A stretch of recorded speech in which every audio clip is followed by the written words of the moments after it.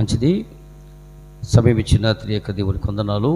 మరొకసారి ప్రేమతో మీ మధ్యకు ఆహ్వానించిన క్రీస్తునందు నాకు అత్యంత ప్రియులైనటువంటి దేవుని సేవకులు కరుణాకర్ గారికి, వారి కుటుంబానికి, వేదికటువంటి అభిషేకులైనటువంటి వారందరికీ, అలాగే కూర్చున్నటువంటి మీ అందరికీ పేరు పేరున మన ప్రభుని యేసుక్రీస్తు నామములో శుభాభివందనాలు తెలియజేసుకుంటున్నాను. అందరు బాగున్నారా? చాలా సంతోషం. నన్ను చూసి అడిగేసినాను.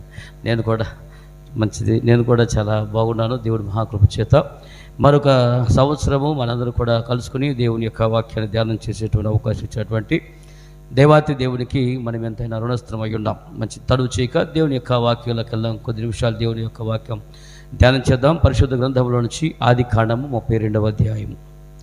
ఆదికాండము 32వ అధ్యాయము 29వ వచనాన్ని చదువుకుందాము.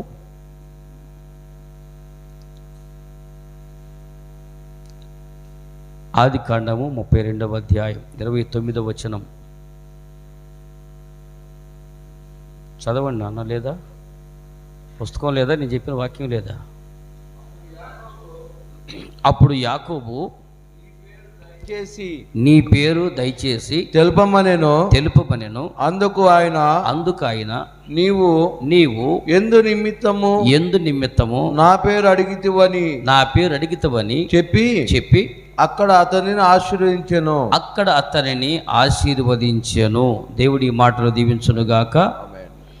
కొంచెం మెల్లిగా ప్రార్థన చేసుకుందాం. అందరూ కూడా ప్రార్థనకి ఇవ్వచ్చండి. చదవనటువంటి వాక్యంలో నుంచి దేవుని యొక్క సహాయం నిమిత్తముగా ప్రార్థన చేద్దాం. సర్వశక్తిమంతుడా, మహోన్నతుడా, భూమి ఆకాశంలో సృష్టికర్తమైన మా పరలోకపు తండ్రి, మీ ఘనమైన శ్రేష్టమైన అతి పరిశుద్ధ నామానికి వందనాలు, స్తుతులు, స్తోత్రాలు మా ప్రభుని యేసుక్రీస్తు నామములో చెల్లిస్తున్నాము నాయన. పరిశుద్ధాత్మ ప్రేరణతో నా ప్రభా, మీ దాసుని మీరు ప్రేరేపించిన ప్రభు ఈ సమస్త కోడికలను సమకూర్చి మీరు జరిగిస్తున్నందుకు మీకు వందనాలు. ఆయన తనకిష్టమైన వారిని పిలువగా వారు ఆయన యొద్దకు వచ్చారని నీ వాక్యం చెప్తుంది బాబు. నీకు స్తోత్రాలు. నువ్వు ఎవరినైతే ఇష్టపడతావో వారిని యొద్దకు రాగలుగుతారు బాబు. కాబట్టి అలాగే నా తల్లి నేడు ఈ దినంలో వీళ్ళందరూ నీ సన్నిధిలో ఉన్నారంటే వీరందరి ఎట్లా నువ్వు ఇష్టము కలిగి ఉన్నావు కనుక నా ప్రభు, ఇష్టమైనటువంటి దేవుని యొక్క శక్తి రాత్రి విడుదల చేయండి నా ప్రభు. ఇంతవరకు పాటలు, ప్రార్థన, ఆరాధన క్రమం అన్నింటిలో మీరు సహాయం చేశారు నాయన. నీ లేఖనని వాక్యాన్ని వివరించడానికి వయస్సు, బుద్ధి, జ్ఞానము చాలదు నాన్న. అయినా నీ నోటి మాటలందు నా నోటి మాటలు ఉంచుతున్నానని వాగ్దానం చేసిన దేవుడు నమ్మదగిన దేవుడు. కాబట్టి మీ మాటలు ప్రభా నీ బిడ్డలకు అర్థమయ్యే విషయంలో, అర్థమయ్యే రీతిలో, అర్థమయ్యేటువంటి భాషలో మీరు మాట్లాడి ఈ వాక్యం ద్వారా మీరు మహిమ పొందుకొనొచ్చు. మా అందరికి ఆశీర్వాదం దయచేయమని యేసయ్య పరిశుద్ధ నామములో అడుగుతున్నాడు మా పరలోకపు తండ్రి. ఆమేన్. మంచిది. క్రీస్తునందు నాకు అత్యంత ప్రియమైనటువంటి దేవుడి బిడ్డలారా, మీకు ఒక విషయాన్ని నేను వాక్యాన్ని మీకు జ్ఞాపకం చేస్తాను. జాగ్రత్త వినండి. దేవుని యొక్క ఈ సువార్త కూడికల్లో జనాలు ఎంతమంది ఉంటారు, లేదా సభలకు ఎంతమంది వస్తారు, చర్చికి ఎంతమంది వస్తారు అనేటువంటి విషయాల్లో ఒక చిన్న విషయాన్ని మేము గుర్తు చేసి వాక్యంలో తీసుకుని వెళ్తాను నేను. ఎందుకంటే ఇందాకే కరుణాకర్ గారు మేము ఒక చిన్న సన్నివేశం విషయంలో మాట్లాడుకుంటాం. అందుకని ఒక విషయం చెప్తాను నేను. మా ప్రాంతము బట్టిప్రోలు దగ్గర వేమవరం మా సొంతూరు అండి. మాకు దగ్గరలో పొన్నూరు అనేటువంటి ఒక ఊరు ఉంది. ఆ ప్రాంతంలో కొన్ని సంవత్సరాల క్రితము, అనగా మేబీ ఒక 5 సంవత్సరాలు ఏమవుతుంది అనుకుంటా, ఆ 5 సంవత్సరాల క్రితము ఒక ఆయన 50 రోజుల సభలు పెట్టారండి. ఎన్ని రోజులు? 50 రోజులు సభలు పెట్టారు. ఏమండి 50 రోజులు సభలు పెడతారు పెట్టగలటువంటి మాటలు వేసాను. 3 రోజుల సభలకే చేసినప్పుడు వచ్చే సంవత్సరం దాకా తిరుగుతున్నారు కొంతమంది పాస్టర్ గారు. ఏది 3 రోజుల సభలకి ఆ సభలో పెట్టి దానికైన ఖర్చు సంవత్సరం తిరిగి వడ్డీలు కట్టి వాడు కడుతూనే ఉన్నారు. 3 రోజుల సభలకి అంత బాధలు పడుతుంటే ఆయన ఎవరో మహానుభావుడు 50 రోజులు సభలు పెట్టారండి. ఏమంటే 50 రోజులు సభలు పెట్టేటువంటి విషయం మాటలు చెప్పండి. అవునా? ఏమండి ఇప్పుడు ఏదైనా ఒక సభకే వెళ్ళాలనుకోండి, వాక్యం ఎంతమంది జనం ఉండాలా? ఇంకొక ఆయన 50 రోజులు సభలు పెడితే ఒక ఆయన 40 రోజులు సభలు పెట్టారు. ఒక ఆయన 40 రోజులు సభలు పెట్టారు. ఆ 40 రోజులు సభలు పెడితే జనం ఎంతమంది వచ్చారు తెలుసా అండి? ఒక్కడు వచ్చారు. ఎవరు? ఏమండి 40 రోజుల సభలకి ఒక్కలే వచ్చారనుకోండి, వాక్యం చెప్తారండి? ఎవరైనా వాక్యం చెప్తారా? ఏమంటారు? బావులు స్పీకర్ అని పిలిచారు. వచ్చేటువంటి స్పీకర్ ఎవరు తెలుసా? Young and daring and dashing and dynamite అని 30-40 సార్లు చెప్పి వదిలిపెట్టారు. మీరేమండి అన్నంగా లేదనుకో, అమ్మో ఆయన ఎంత డైనమిట్టో, యంగ్ అంట, డైనమిట్ అంట అని వాళ్ళందరూ ఎక్స్పెక్టేషన్ చేస్తూ ఉంటారు కదండి. ఈలోపు అంత డైనమిట్ని పిలవగానే ఊరందరూ చెప్పేసేసారు. ఎదురుగా ఒకరిని కూర్చోబెట్టారు అనుకోండి, అప్పుడు మనం ఏమి చెప్పాలా? ఈ యంగ్ అండ్ డైనమిట్ అన్నావు, ఒక్కడిని ఎత్తుకొని కూర్చోబెట్టే బాబు అని ఆయన ఇంకా పిలిచిన వాళ్ళు ఇంకా ఆయన ఇంకా పిలిచిన చూస్తా కూర్చున్నారు కదండి. ఎవరైనా వాకింగ్ చెప్తారు చెప్పండి. కాబట్టి మీరు టెస్ట్ చేయండి. స్పీకర్లు అనేటువంటి వాళ్ళు చాలామంది ఉంటారు. చెప్పిన వాళ్ళు ఉంటే దేవుడి స్తోత్రం. కానీ వెంటనే అసలు మామూలుగా ఇవ్వాల రేపు ఎవరైనా స్పీచ్ పిలవాలంటే అయ్యా మీటింగ్ ఉంది రండి అంటే ఎంతమంది ఉంటారు జనం? మరి మనం పెద్ద చెప్పేవాళ్ళం కదా, అందుకని మన జనం ఎంతమంది ఉంటారు, ఏ మీటింగు అన్నీ అడుగుతూ ఉంటారు. మీకు విషయం చెప్తాను కదండి, గుర్తుపెట్టుకోండి. 40 రోజులు సభలు పెడితే ఒకే ఒక్కళ్ళు వచ్చారండి సభకి. ఏమండి అయినా ఆ సేవకుడు ఏమండి 40 రోజులు ప్రసంగం చేశారండి. చెప్పమంటారండి 40 రోజులు ఒక వ్యక్తితో వాక్యం చెప్తూనే వచ్చారు. సభలు ఎక్కడికి చెప్పంటారండి? మీరందరికీ పరిశుద్ధ గ్రంథం గుర్తుందా? బైబిల్ గ్రంథం తెలుసు కదండి, తెలుసు కదా. ఇంట్లో మా సినాయి పర్వతం అనేటువంటి ఒక వార్త ఉంది కదండి. సినాయి పర్వతం మీద మోషే అనేటువంటి ఒక ఆయన కోటాలు పెడితే ఒకే ఒక ఎవరండి మాయ్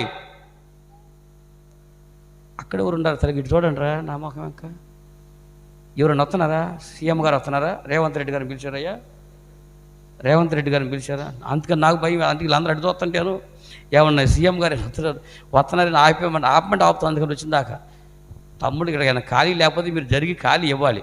ఖాళీ ఇచ్చేవాళ్ళే మెదలకుండా కూర్చుంటారు కదా, మీరు ఎందుకు అటు దగ్గర చూస్తారు? వచ్చి కూర్చో పోనీ పలకరించారు కాసేపు, ప్లేస్ ఇస్తే ప్లేస్ ఇవ్వండి సరేనారా.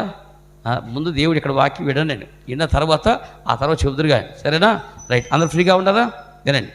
సభలు పెట్టింది సినాయి పర్వతం మీద. సభ పెట్టినటువంటి ఆయన మన తండ్రి అయినటువంటి దేవుడు. సభకు వాక్యం వెంటకు వచ్చింది మోషే గారు. ఎన్ని రోజులు సభలు పెట్టారు చెప్పండి? అక్కడ 40 రోజులు సభలు పెట్టాడు. 40 పగళ్ళు 40 రాత్రులు సభలు పెట్టారు. ఏమండి ఒక్క మోషేతో దేవుడు మాట్లాడా? నీ ఒక్కరితో నేను మాట్లాడు, వీళ్ళు 100 మందిని తీసుకురాడా చెప్పండి? మాట్లాడలేదా ఒక్కరితోనైనా? కాబట్టి మన దేవుడే సభలు పెడితే 40 రోజులు సభలు పెడితే ఒక్కళ్ళు వచ్చారు. ఆ ఒక్కళ్ళతోనే 40 పగలు 40 రాత్రులు మాట్లాడారు. కాబట్టి అంతకంటే మనం పని వాళ్ళం చెప్పండి. కాబట్టి మనం వాక్యం చెప్పడానికి 1000 మందా 10 మందా ఎంతమందా మనకు అనవసరం. వాక్యం ఒక్కరికైనా సరే చెప్పడానికి 100 కిలోమీటర్లైనా వెళ్ళవలసిన అవసరం వచ్చుద్ది. అర్థమైతే సపట్లు కొట్టండి, అర్థం కాదు నన్ను కొట్టండి. దేవుడి స్తోత్రం చెప్పండి.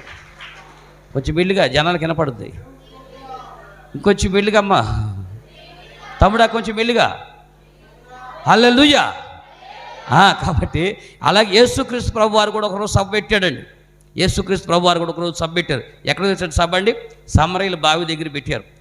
ఎంతమంది వచ్చారు జనం? ఒక్క అమ్మాయి వచ్చింది.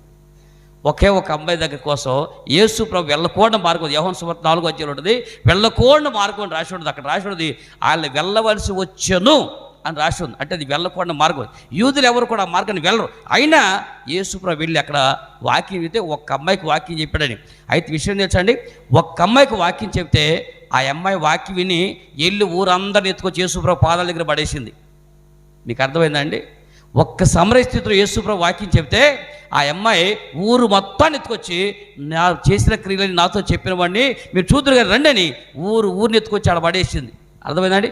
ఒక్క మోషేకు వాక్యం చెప్తే 6 లక్షల కాల్బలములు, అనగా యవ్వన కాల బిడ్డటువంటి 6 లక్షల కాల్బములు, ఇంకా ఆడోళ్ళు ముసలోళ్ళు ఏమండి పిల్లలు వీళ్ళందరూ కలుపుకుంటే సుమారుగా 25 లక్షల మందిని ఒక్క వ్యక్తి నడిపించాడు. మీకు అర్థమైతే సపట్లు కొట్టండి, అర్థం కాకపోయినా కొట్టండి పడుంటే. కాబట్టి దేవుని యొక్క వాక్యం చెప్పేటప్పుడు ఒక్కరికైనా సరే చెప్పినా ఆ ఒక్క వ్యక్తికి సరైనటువంటి వాళ్ళకి ఒక్కరికి సరిగా వాక్యం చెప్తే వాళ్ళు 100,000 మందిని ప్రభావితం చేస్తారని. కాబట్టి మీరు గుర్తుపెట్టుకోండి, ఒక మోషేలాగా ఎంతోమంది ఊర్లో ఉన్న దేవుడు మీ ఊర్లో మీ ఇంట్లో నుంచి ప్రత్యేకించి మిమ్మల్ని పిలిచాడంటే మీ ఎడల దేవుడు ప్రణాళిక కలిగి ఉన్నాడు. ఏమండి ఊర్లో సమరయ్యల ఊర్లో అంతమంది ఉండగా ఒక్క అమ్మాయికి వాక్యం చెప్పంటే ఆ ఒక్క అమ్మాయి ఊరిని కట్టగట్టి యేసుప్రభు పాదాల దగ్గర నడిపించింది. కాబట్టి అంతమంది ఆ ఊర్లో ఒక్క అమ్మాయిని ప్రభావితం చేశాడంటే ఈరోజు మిమ్మల్ని కూడా మీ ఊర్లో ఎంతోమంది ఉండి ఉంటారు, చాలామంది ప్రాంతం ఉండి ఉంటారు. అయినా దేవుడు మిమ్మల్నే పిలిచాడంటే మీ ద్వారా అనేక మందిని దేవుడికి నడిపించాలనుకుంటున్నాడు. దేవుడికి మహిమ కలుగునుగాక. కాబట్టి ప్రభువా నన్ను ఇలా పిలిచావు అని దేవుని యొక్క వాక్యాన్ని నువ్వు పొందిన సంతోషాన్ని వేరే వాళ్ళకి ప్రకటించి తీసుకొచ్చే వాళ్ళగా సిద్ధపడాలి. సరేనా? కాబట్టి ఒక్కళ్ళ కోసమైనా ఎంత దూరం వాక్యం చెప్పాలి. మంచిది. చదవనటువంటి వాక్యంలోంచి ఒక చిన్న విషయాన్ని గుర్తు చేస్తానండి. ఆదికాండము 32వ అధ్యాయం 29వ వచనంలో అప్పుడు యాకోబు నీ పేరేమి అని అడగగా ఆయన నీవు ఎందుకొని నా పేరు అని చదవన్నా ఆ అధ్యాయం ఎలా తీసి పెట్టాడు? 32వ అధ్యాయము, ఆదికాండం 32వ అధ్యాయము 29వ వచనం చదవన్నాను. అప్పుడు యాకోబు నీ పేరు దయచేసి తెలుపమనెను. అందుకు ఆయన నీవు ఎందు నిమిత్తము నా పేరు అడిగితివని చెప్పి అక్కడ అతన్ని ఆశీర్వదించను. నేను ఒక మాట అడుగుతాను. దేవుడి దగ్గరకు వచ్చిన కాడ నుంచి మనం ప్రార్థన చేసే ప్రతిసారి అనే మొట్టమొదటి మాట చెప్పండి. ఏమైంది మహానగరానికి? మనం తమ్ముళ్ళారా చెప్పండి. మనం ప్రార్థన చేసినప్పుడు మొదటనే మాట ప్రభువా నన్ను ఆశీర్వదించు. అది మొట్టమొదటి మాటే తర్వాత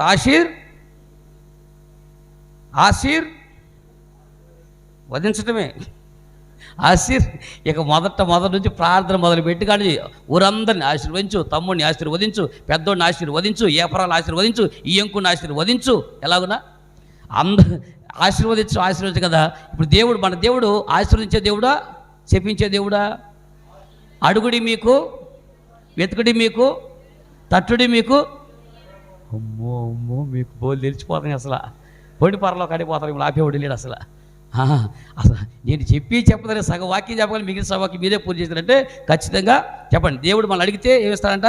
అడుగుడి మీకు ఈ బండు. మన దేవుడు అడిగితే ఇచ్చే దేవుడు. ఒక 5 లక్షలు అడగండి.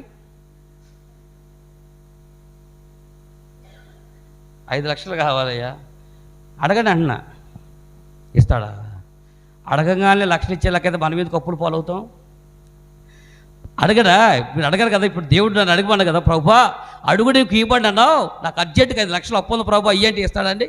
గబగబా దేవదూతలు పిలిచి, దేవదూతలారా ఎవరక్కడ? చిత్త మహాప్రభు 2000 నోట్లు మొత్తం మొదలేసి 5 లక్షలు మా వాళ్ళు పంపించంటాడండి దేవుడు. మరి ఎలా వస్తాయి? మరి ఏం అడగాలి? ఏం అడగాలో తెలీదు. అడిగితే ఇస్తారన్న సంగతి తెలుసు. ఏం అడగాలి? ఏమో. దీవించమంటమే. దీవెనంటే ఏంటి? ఏమో. దీవించమంటమే. దీవించు ప్రభు అంటాం, దెమ్మరించు ప్రభు అంటాం, కొమ్మరించు ప్రభు అంటాం తప్ప అమ్మా ఆశీర్వాదం అనేటువంటిది అంటే అసలు ఆశీర్వాదం అనే పదానికి నిర్వచనమే సగం మంది తెలియకపోయినా పలికేస్తాం. నన్ను ఆశీర్వించు ప్రభు, నన్ను ఆశీర్వించు ప్రభు. ఇప్పుడు దేవుడు అక్కడ యాకోబుని ఆశీర్వదించినాడు కదండి. రాసుకోదండి. ఆదికాండం మనం చదివాం 32వ అధ్యాయం 29వ వచనంలో నీ పేరేమిటి అని యాకోబు అడుగుతా ఉన్నాడు. అడిగితే దేవుడు అన్నాడు, నువ్వు నన్ను ఎందుకు పేరు అడిగావు అని చెప్పి అక్కడ యాకోబుని ఆశీర్వదించు అన్నాడు కదండి. ఏమని ఆశీర్వదించే చెప్పండి?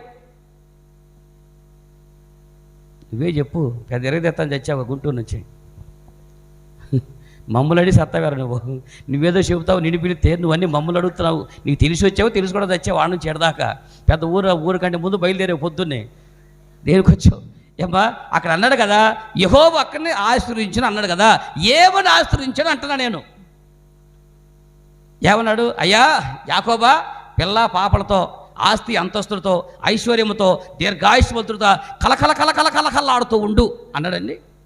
అన్నాడా? అక్కడే వల్ల ఆ మాట ఏమీ లేదు.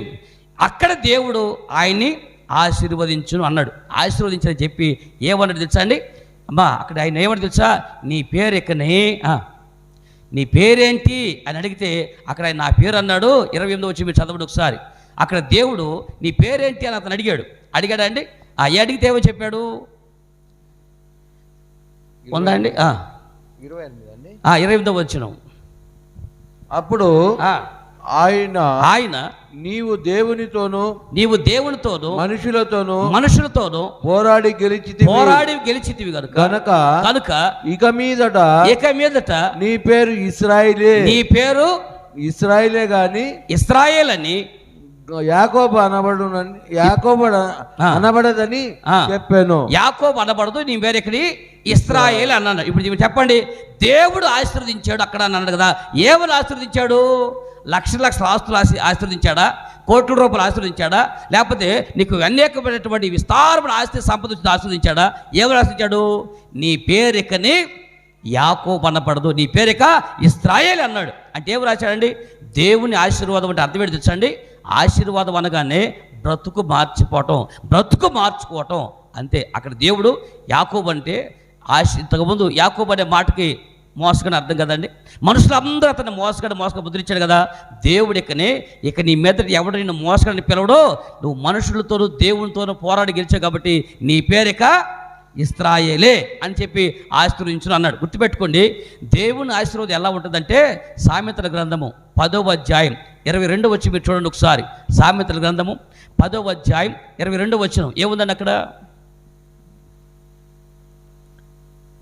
యెహోవా ఆశీర్వాదము ఐశ్వర్యం ఇచ్చును. తలలో పైకెత్తుకొనండి, చెప్పండి. యెహోవా ఆశీర్వాదం ఏముంటుందండి? ఐశ్వర్యం. దేవుడు కనుక ఆశీర్వదిస్తే ఐశ్వర్యం ఉంటుందంట. ఐశ్వర్యం తల్లి, ఈ లోకంలో మనుషుల ద్వారా నీకు వచ్చేటువంటి ఆశీర్వాదం ఏదైతే ఉందో అది కొంతకాలం ఉండొచ్చు. అది డబ్బుల రూపంలో వచ్చినా, ఆస్తుల రూపంలో వచ్చినా, అంతస్తుల రూపంలో వచ్చినా, మరి ఏ రూపంలో వచ్చినా అది కొంతకాలం ఉండొచ్చు. కానీ దేవుడే కనుక నేను ఆశీర్వదిస్తే అది శాశ్వత కాలం ఉండిపోతూ ఉంటుంది. మీకు చిన్న విధానం చెప్తాను. ఇప్పుడు యాకోబుని దేవుడు ఆశీర్వదించాడు అన్నాడు. ఆశీర్వదించి అన్నాడు నీ పేరిక ఇశ్రాయేల్ అన్న కదండి. నేను అడుగుతాను, దేవుడు యాకోబును ఆశ్రయించి ఇప్పటికి ఎన్ని సంవత్సరాలు అవుతుంది చెప్పండి? సుమారుగా చెప్పండి, ఎగ్జాక్ట్గా చెప్పదు. దేవుడు యాకోబును ఆశీర్వదించి ఇప్పటికి ఎన్ని సంవత్సరాలు అవుతుంది?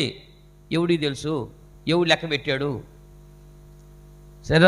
సరే నేను ఒక చిన్న లెక్క చెప్తాను వినండి. ఆదాము మొదలుకొని నేటి వరకు సుమారుగా ఎన్ని సంవత్సరాలు గడిచినాయండి? ఆదాము దగ్గర నుంచి అబ్రహాము కాలం వరకు 2000 సంవత్సరాలు. అబ్రహాము కాలం నుంచి యేసుక్రీస్తు ప్రభు వరకు 2000 సంవత్సరాలు. యేసు ప్రభు కాలం నుంచి నేటి వరకు 2000 సంవత్సరాలు. మొత్తం ఆదాము దగ్గర నుంచి నేటి వరకు ఎన్ని సంవత్సరాలు జరిగి చెప్పండి? ఇప్పుడు 6000 సంవత్సరాలు జరిగినాయి. ఇప్పుడు మీరు ఆలోచించి చెప్పండి, 6000 సంవత్సరాల్లో యాకోబు ఏ సంవత్సరం జరిగి ఉంటుంది చెప్పండి మీరు? దాదా రైట్, బాగా చెప్తున్నాను. ఆదాము మొదలుకొని అబ్రహాం వరకు ఎన్ని సంవత్సరాలు? 2000 సంవత్సరాలు. అబ్రహాము దగ్గర నుంచి నేటి వరకు 4000 సంవత్సరాలు. ఇప్పుడు యాకోబు చరిత్ర ఏ కాలంలో జరిగింది? అబ్రహాముకి 100 సంవత్సరాలు కుమారుని ఇచ్చాడు. ఎవరు? ఇస్సాకు. అవునండి. ఇస్సాకుకి 40 సంవత్సరాలప్పుడు వివాహం చేసుకుంటే 10 సంవత్సరాలు 50 సంవత్సరాలప్పుడు యాకోబు పుట్టాడు అనుకుందాం. ఆ తర్వాత యాకోబుకి 71 సంవత్సరాల తర్వాత పెళ్ళయింది. అనగా 78 ఏళ్ళప్పుడు యాకోబు పెళ్ళయింది. అంటే ఈ లెక్కనే ఎన్ని సంవత్సరాలకి జరిగి ఉంటుంది? సుమారుగా 4000 సంవత్సరాల క్రితం అండి. గుర్తుపెట్టుకోండి. ఇప్పుడు మనం చేసేటువంటి ప్రార్థన, ఇప్పుడు దేవుడి చేసిన ఆశీర్వాదము 4000 సంవత్సరాల క్రితం జరిగిందని. ఎప్పుడో 4000 సంవత్సరాల క్రితం దేవుడు ఒక వ్యక్తిని ఆశీర్వదిస్తే ఆ ఆశీర్వాదము ఎప్పటికీ కూడా ప్రపంచ దేశపు నటి బొట్టులో ప్రపంచం మొత్తాన్ని ఏలుతున్నటువంటి ఇశ్రాయేలు దేశం మిగిలింది. దేవుడి స్తోత్రం కలుగును గాక. ప్రపంచం మొత్తాన్ని ఏలగలుగుతున్నారండి. ఇప్పుడు మీరు అనాలి, ఇజ్రాయెల్ దేశం ప్రపంచాన్ని ఎక్కడ ఏళ్తుందండి అని అడగాలి. చెప్పండి ఎలా వెళ్తుందో. ఇప్పుడు మీ చేతిలో ఫోన్ ఉందండి లేదా? చేతిలో లేకపోతే ఇంటికాడదుగా. రైట్. ఈ ఫోన్లో ఉన్నటువంటి టెక్నాలజీ కానివ్వండి, వాట్సాప్ అనేటువంటి అప్లికేషన్ కానివ్వండి, ఫేస్బుక్ అనే అప్లికేషన్ కానివ్వండి, ఇంటెల్ బోర్డు కానివ్వండి, ఫేస్బుక్ అలాగనే గూగుల్ కానివ్వండి, ఇవన్నీ కనిపెట్టింది యూదులే. దేవుడి పేరు మార్చాడే యాకోబు ఇశ్రాయేల్ని. ఆ ఇశ్రాయేల్ సంతానమే నేడు ప్రపంచంలో ఇన్ని అప్లికేషన్ కనిపెట్టారు. అంతెందుకు, ప్రపంచ స్థితి గతిని మార్చేటువంటి సర్ ఐజాక్ న్యూటన్ గమన నియమాలు కనిపెట్టారే, ఆయన కూడా ఒక యూదుడే. చెప్పండి, ఇప్పుడు ప్రపంచం మొత్తాన్ని గడగడలాడిస్తున్నటువంటి మేధాశక్తి యూదులకే ఉంది. ఆ యూదులు ఈ ఇశ్రాయేలు యొక్క సంతానమే. మీరు చెప్పండి, దేవుడు ఆశీర్వదిస్తే ఆశీర్వాదం ఎలా ఉంటుంది తెలుసా అండి? ప్రపంచాన్ని ఏళ్తుందండి. తల్లిగా ఎప్పుడన్నా నువ్వు ప్రార్థన చేసేప్పుడు, ప్రభా నా బిడ్డని కనీసం రోడ్లు ఊడ్చుకునే వాళ్ళగా తయారు చేయ ప్రభా అని ప్రార్థన చేశారంటే ఎప్పుడన్నా చేస్తారా? అలా చేస్తారు చెప్పండి? అయ్యా నా బిడ్డ ఏం లేదు ప్రభా, నా బిడ్డ ఏం అవసరం ప్రభా, వాడు ఉదయాన్నే లేచి చీపురు కట్ట తీసుకుని రోడ్లంతా ఊడుతూ ఉండాలి ప్రభా ఎవరైనా కోరుకుంటారండి? చెప్పండి. అది వచ్చే తప్పు కాదు, కానీ ప్రత్యేకంగా పనికి నా కొడుకుని అలాగే తయారు చేయి, నా కూతురు తయారు అంటారండి. ఎవరు ప్రార్థన చేసినా నా కుమార్తె డాక్టర్ అవ్వాలి, కలెక్టర్ అవ్వాలి, ఇలాగ ప్రార్థన చేస్తాం తప్ప ఎవరు కూడా ఇలా చేయరు కదండి. అదే కదా దేవుడి ఆశీర్వాదం అంటే ఎలా ఉంటుందంటే నువ్వు కోరుకునేది కాదండి. దేవుడు ఆశీర్వదిస్తే అది ఐశ్వర్యవంతులు చేస్తుంది. ఆ ఐశ్వర్యము శాశ్వత కాలం నిలిచిపోయి ఉంటుంది. దేవుడి స్తోత్రం కలుగును గాక. ఇప్పుడు నేను అడుగుతున్నాను, యాకోబు యొక్క ఆశీర్వాదం నేటికి ప్రపంచ, ఇంకా చెప్పాలంటే ప్రపంచ దేశాల్లో అత్యంత ధనిక దేశం ఉన్నటువంటి అమెరికా దేశం, 13 రాజ్యాలు కలిగిన ఒక దేశం ఉన్నటువంటి అమెరికా దేశము నేడు ప్రపంచం అంత బలమైన దేశము. దాన్ని రూల్ చేసేటువంటి వాడు బయటికి ట్రంప్ ఏమో కానీ దాన్ని నడిపించేవాళ్ళు యూదుల సమూహమే. మీరు కావంటే రాజకీయ పరమైన ఏ వ్యక్తులైనా అడగండి, అమెరికా దేశాన్ని నడిపిస్తుంది ఒక యోధా సామ్రాజ్యమే, ఒక యోధా జాతే అమెరికా దేశం నడిపిస్తుంది. ఆ యూదులు తలుచుకుంటే అమెరికా అధ్యక్షుడు ఉంటాడు, యూదులు తలుచుకుంటే అమెరికా అధ్యక్షుడు దించేస్తారు.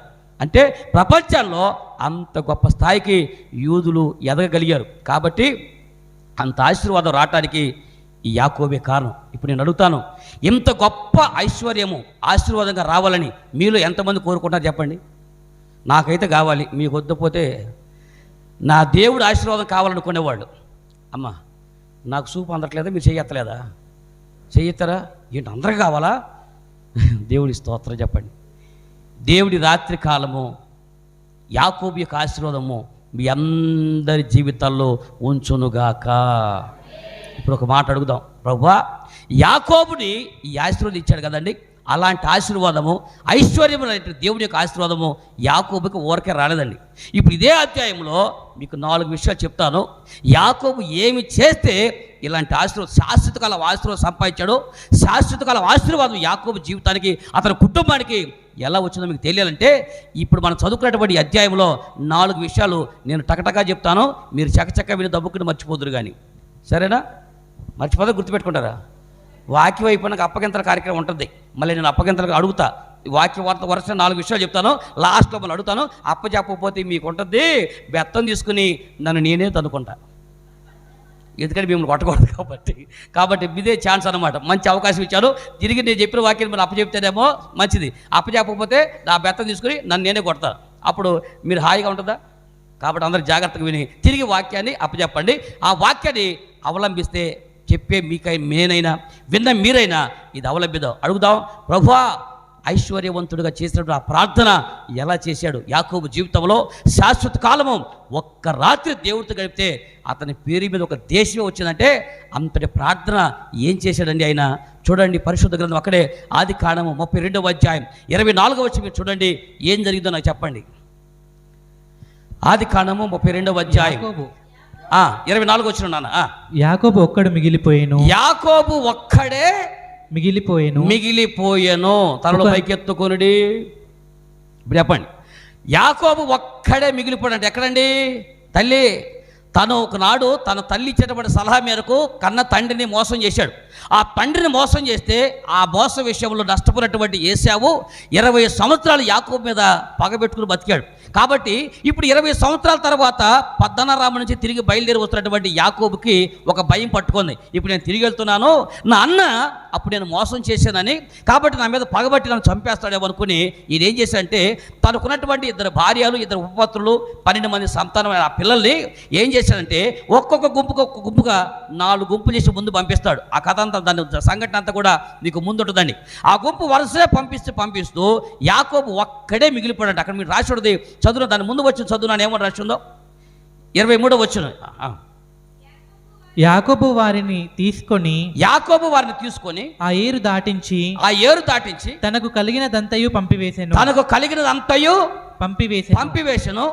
యాకోబు ఒక్కడే మిగిలిపోయాను. తనలో పైకి ఎత్తుకోండి. చూడండి, ఎవరికైతే ఆశీర్వాదం కావాలని కోరుకుంటున్నారో, యాకోబు లాంటి దైవ ఆశీర్వాదాన్ని సంపదను కోరుకుంటారో వాళ్ళు చేయవచ్చిన మొట్టమొదటి పని ఏంటంటే యాకోబు ఏం చేశాడు తెలుసండి? ఇప్పుడు తన భార్యల్ని, తన పిల్లల్ని, తన ఆస్తిని వాటన్నిటినీ రేవు దాటించి ఒక్కడే మిగిలిపోయాడంట. ఎలాగండి?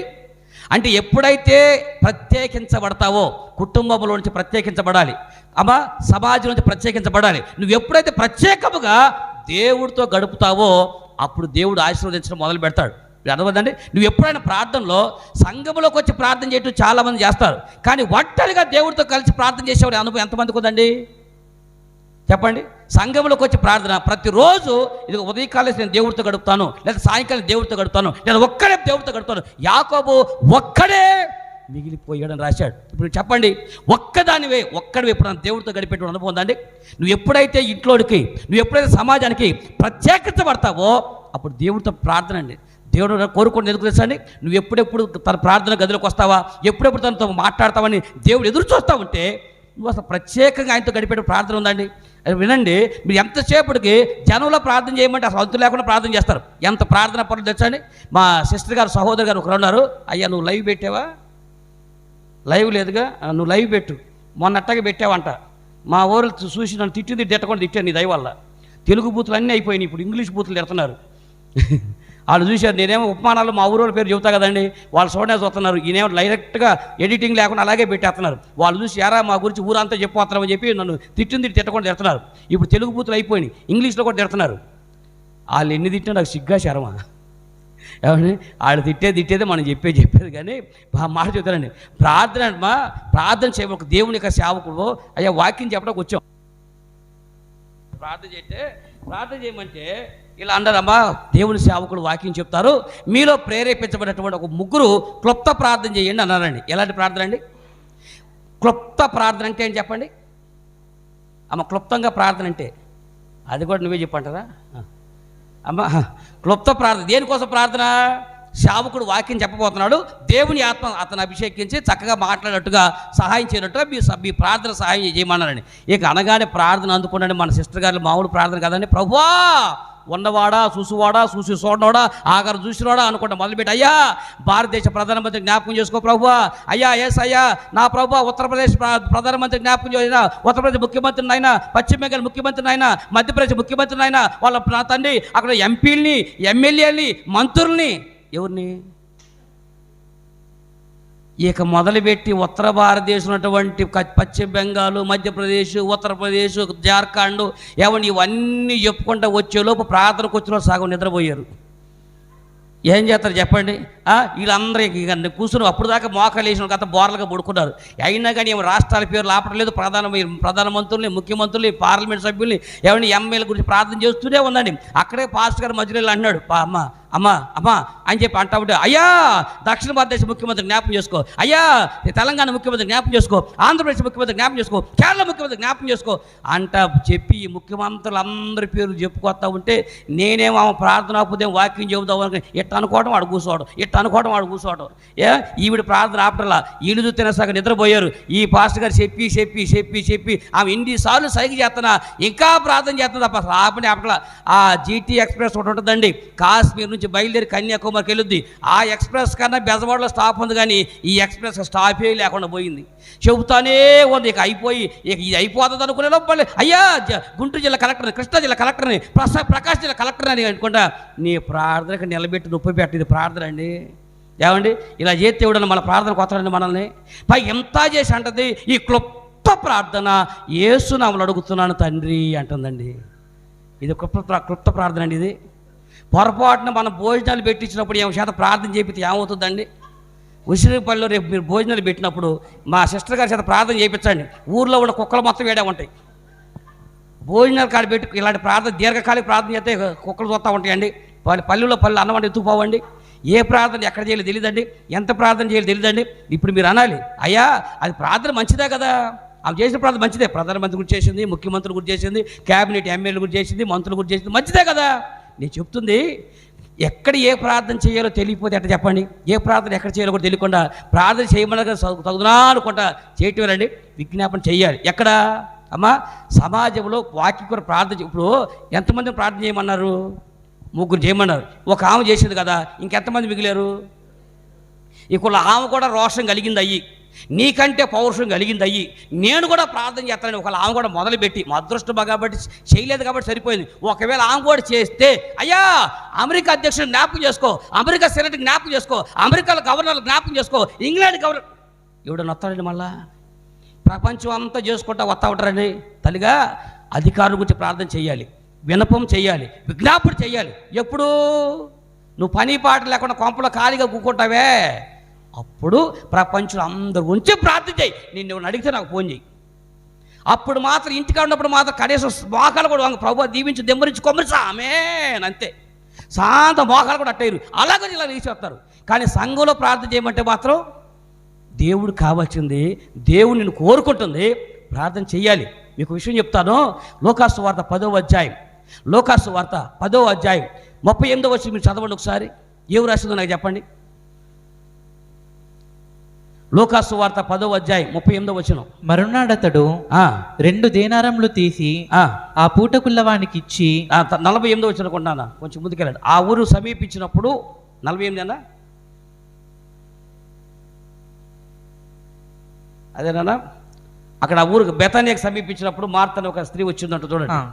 అంతటి వారు ప్రయాణమై పోవచ్చుండగా ఎన్నో వచ్చిన నానా 38 రైట్ చదువు. ఆయన ఒక గ్రామంలో ప్రవేశించెను. ఆయన ఒక గ్రామంలో ప్రవేశించను. మార్తా అని ఒక స్త్రీ ఆయనను తన ఇంట చేర్చుకొనెను. ఆమెకు మరియా అను సహోదరి ఉండెను.